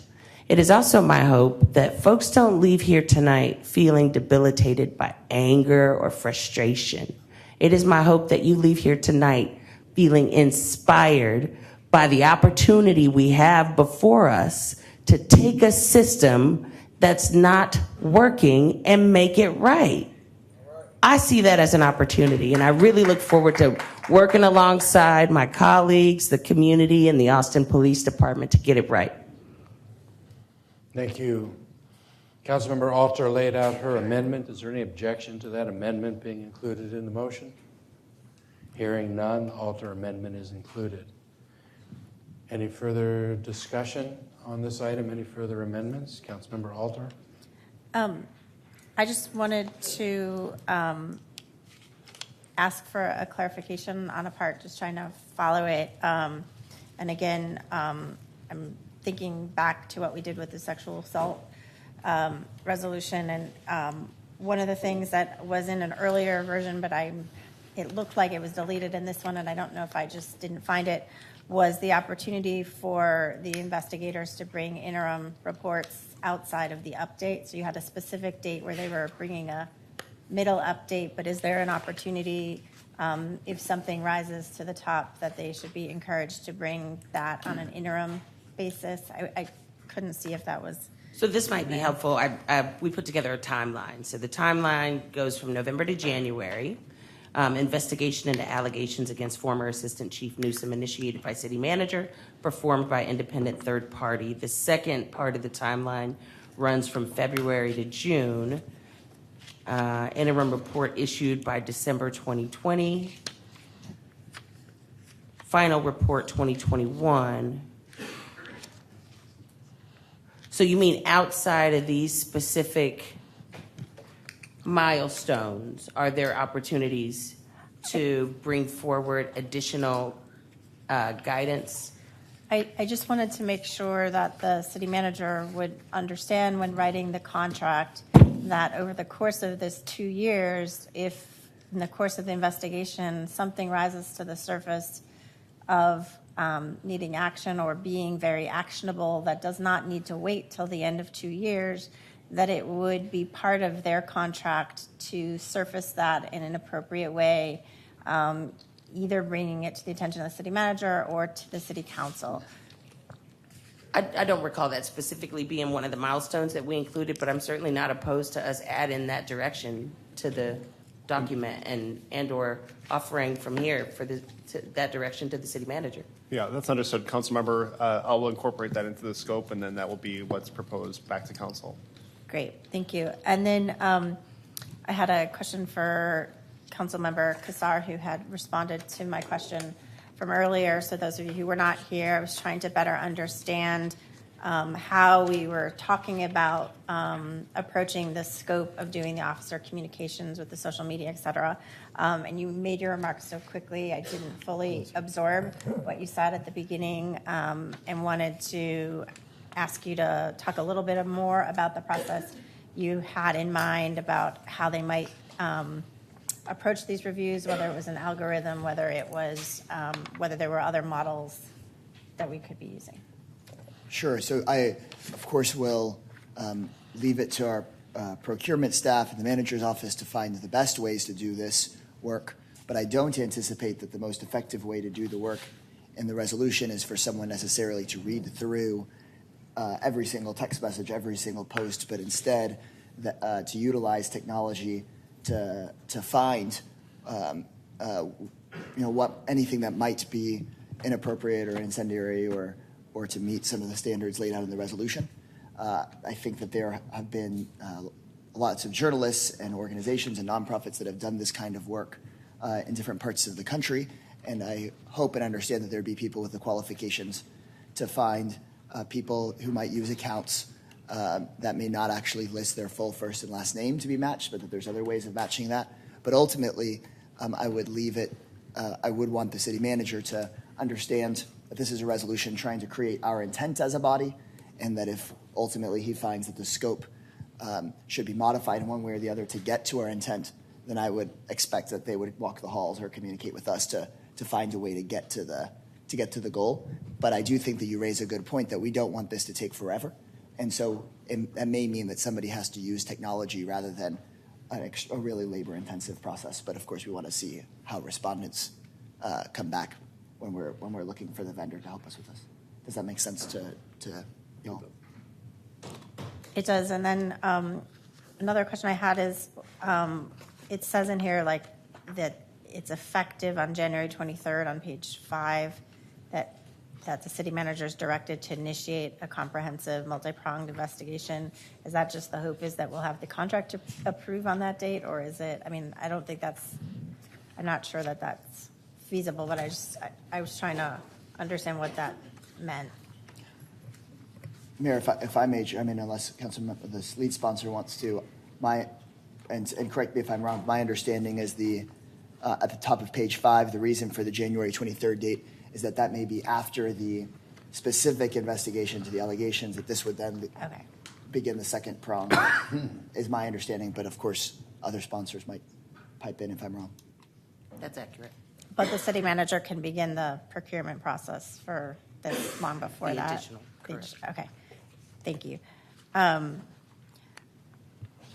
want to thank Councilmember Harper-Madison for bringing this forward. I think it's important that we acknowledge we have a problem and that we take action. I think ultimately we're going to be judged not by the fact that we called for this investigation, by what comes out of it and how we respond to that. And that was the reason for my first amendment, was to put in some additional guidance of the kinds of things that we need to have come back to us in terms of recommendations, so that we have some beginnings of some of the scope of the kind of things that we may need to be looking at. And I appreciate Councilmember Harper-Madison taking that up. I wanted to also just say that in the course of reviewing this resolution, I had an opportunity to talk with a number of staff members, including with Office of Police Oversight, with the Equity Office and the Innovation Office, as well as with Chief Manley. And I know in a lot of our discussion, it feels like we have a really long way to go, and we do have a lot of work to do, and hearing from the cadets today underscores that.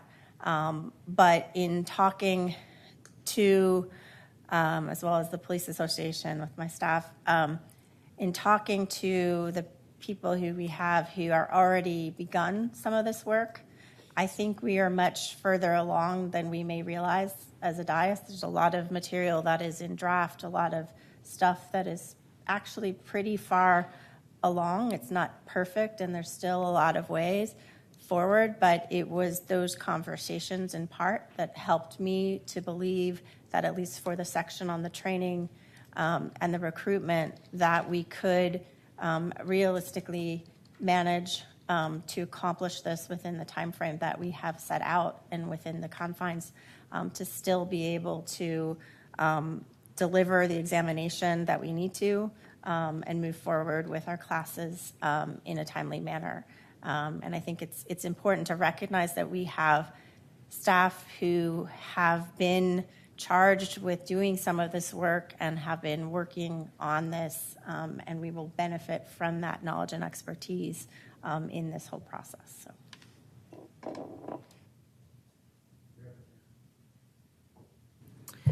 I want to thank Councilmember Harper-Madison for asking me to be a part of this resolution. I have expressed my my family's background in the past and my support for public safety. My sister's a police officer. She's married to a police officer. I have cousins. I have uncles. My father was a firefighter, and I was an Austin firefighter. I have tremendous respect for our public safety, but repeated incidences by our department have really shaken my faith in many ways, and in some ways I've lost a lot of faith. I was an early supporter of Chief Manley, and I've been incredibly disappointed. I've shared this with the city manager. I shared this at a Hispanic Quality of Life special called meeting about a month ago. And I really, hearing the cadets come and tell their story was incredibly powerful. And those allegations shake my faith even further of the vulgar and violent behavior in our cadet class. as a former cadet, not a police, as a fire, I too was sometimes in situations that were very discriminatory. There was a lieutenant who made it very clear he did not like women in the Austin Fire Department. Thankfully, that lieutenant is no longer an Austin firefighter. I am committed to making sure that whatever comes out of this investigation, people are held accountable. But I have to agree with Mr. Moore, Chaz Moore, in that I would say the easiest thing is to replace the leadership. That's the easy thing. I think the hard thing is what is part of what we're doing tonight. We're not just looking at getting rid of one person and saying, okay, we fixed the problem. We're looking deeper, and we're taking this seriously.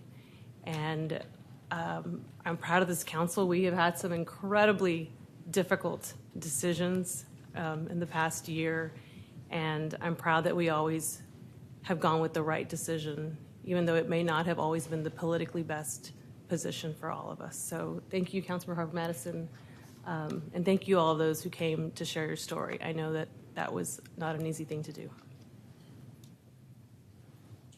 Mr. Flanagan. I also want to thank Councilmember Harper-Madison for your leadership on this and inviting me to co-sponsor this item with you. And I have made comments both on Tuesday and at the press conference this morning, and so I don't feel like I need to repeat every single one of them. But I want those who are here tonight to understand that my district has a very different relationship with the police department. It made it even more important to be a part of this effort. Most of my district has a trust relationship with the department. When I talk to my constituents, they want to maintain a trust relationship, and that means rooting out white supremacy and racism and discrimination to maintain a trust relationship. And that's what we are doing here. And I'm really proud to be a part of this effort. I'm proud to be standing alongside Councilmember Harper-Madison to do it. And I have heard statements from the association. We heard from the Crime Commission that they also want to do those things. Now, the cadet class question is one that I think we've addressed, but this work is important. It doesn't end with this resolution. It didn't even begin with this resolution. And I know that we are all committed, every single one of us up here, and I know every single one of you out there, regardless of your position tonight, are committed to ensuring a department that this entire community can trust. That's where we have to be. And I am committed to that work. Thank you, Councilmember. Okay. Yes, Councilmember Kassar. Mayor, I just have one small correction because I think one line got lost as we included Councilmember Alter's amendment into the latest Harper-Madison, and so I just want to read it out loud, and I think we'll just have easy consent from the dais. I think it's just because there's been multiple versions.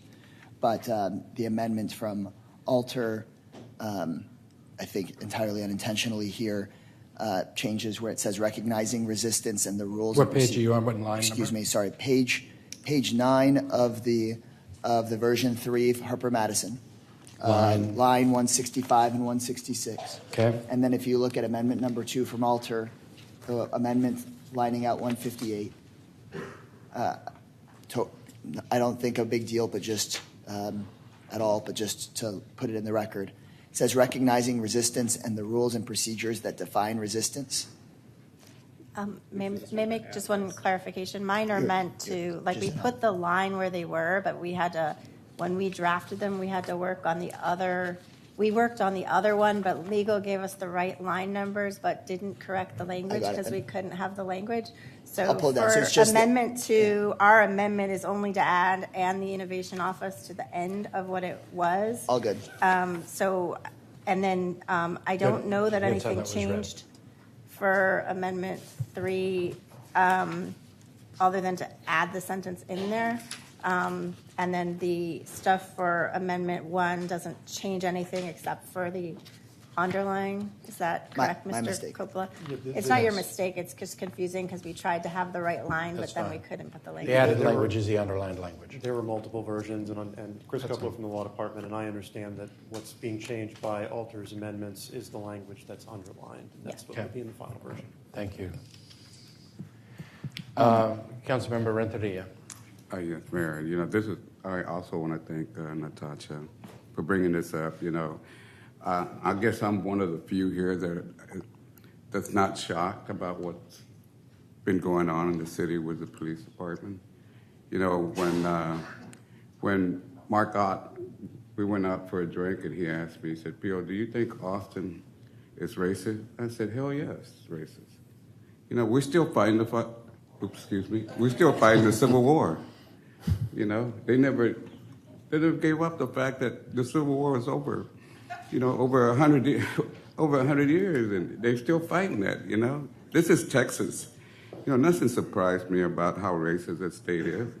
It's one of the worst. You know, well, I guess Mississippi and Alabama would be probably right there with us. You know, but you know, it doesn't shock me. I mean, I've been a victim of police brutality. I've been locked up for no reason at all.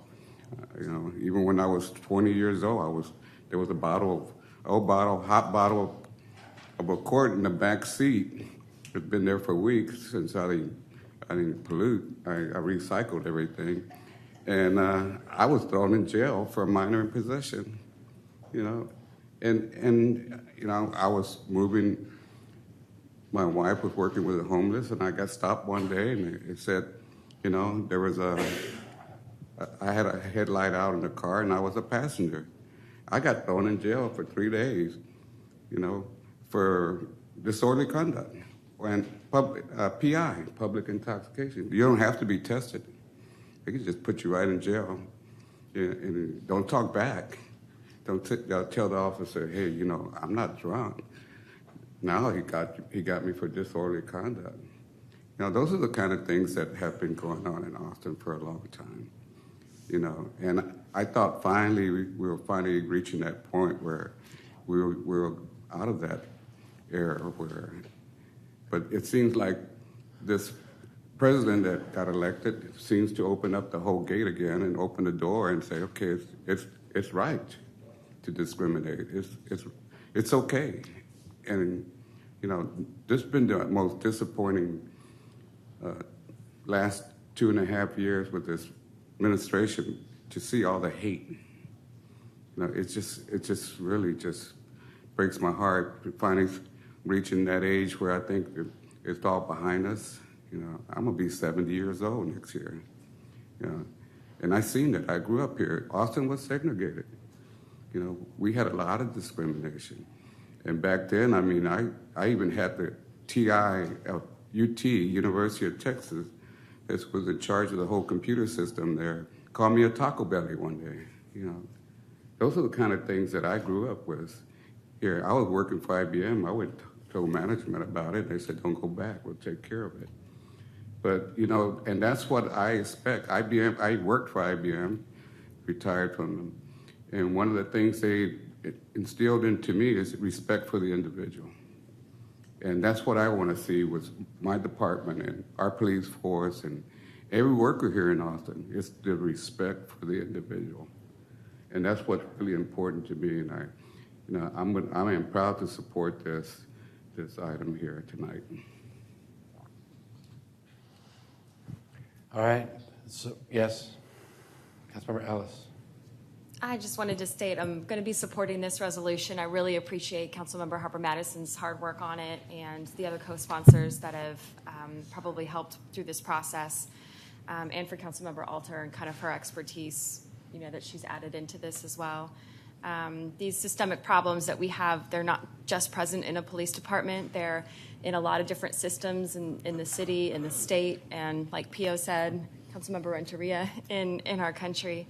And as elected officials, you know, we've been given the responsibility to make these hard decisions and to represent Austinites well. And especially when we hear these claims of racism, sexism, homophobia, and other forms of discrimination, that we have to use that power for good. It's incumbent upon us to be able to do that. And I think this is a really big step in the progress that we've been making and will obviously continue to make. I think these are really good bits of information to help us really piece together what we need to do to make this better. So thank you. So my thought on this, and quite frankly, I hadn't anticipated saying anything because I didn't think I'd have anything new to say. But having gone through this conversation here today, there's one observation I'd like to make. There was a speaker that spoke tonight about this conversation and expressed some concern about this resolution and this conversation, making it more difficult to have a recruiting class or to deal with the morale of police officers, prospective police officers that would read this or see this debate. And I guess I look at it really differently. The conversation that we have had tonight as a community, I believe, has been incredibly constructive. It has been a solemn conversation, but it's been a forward-looking conversation. It talks about what we know. It talks about what we have to find out. It talks about finding the truth and then dealing with it. This is a serious conversation. And I think to myself, if I was a recruit or a police officer looking at this community and the nature and tenor of the conversation that's happened tonight, what a wonderful thing it would be to have a recruit class that did see this and said, I want to be part of that community that so respects and honors its police force, but recognizes we have a challenge. And we want to deal with this challenge in a constructive way because we recognize that it will make all of us safer and better. What an incredibly strong class that would be. I hope that for us. And now as we pass this resolution, we have to promise each other and ourselves that we will, in fact, do right by it. Any further discussion? Councilor Kitchen. I want to say thank you, and I agree with what everyone has said. And I would just ask the city manager to think about and ask Councilmember Harper-Madison to let us know what she'd like to see happen. But it occurs to me that what we've done with other things that are really top of mind and very critical for us, like the issues related to homeless, we have gotten regular updates. That's what we've been doing recently. We've had regular updates on the progress of what we're doing on these issues. And so it might be useful, and I will defer to what you think would be helpful.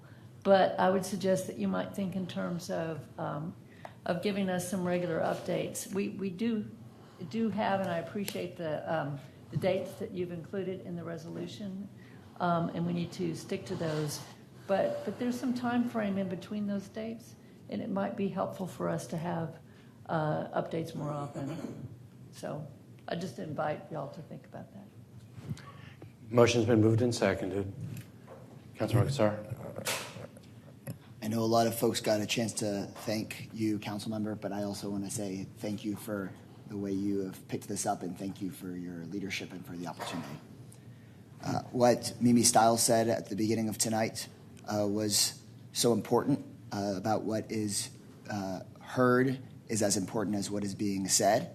And we heard you all, even if it was sometimes things that we've already heard, hearing it again and hearing it from your lived experience has been also really important tonight. And I want to echo the mayor's sentiments about how your participation in this moves us forward. Racial injustice in the city is undeniable against people of color in general, but in really specific ways against Black Americans and Black Austinites, past and present. The people who have endured slavery, Jim Crow, discrimination, over-incarceration, redlining, so much more. But it's those same Black Americans and Black Austinites that I've been thinking about today who have successfully transformed our democracy to live up to its name, to push us to live up to our values as a city. And today we are provided with an opportunity an open door to follow in that really important tradition. And it may be hard, as Councilmember Harper-Madison said, but that's the only way to get this done. The work begins again here tonight. Thank you all so much for pushing us. We need to keep hearing from you, and we need you in the room as we try to get this important work done. So thanks to all of you all as well. Let's take a vote. Those in favor of this resolution, please raise your hand.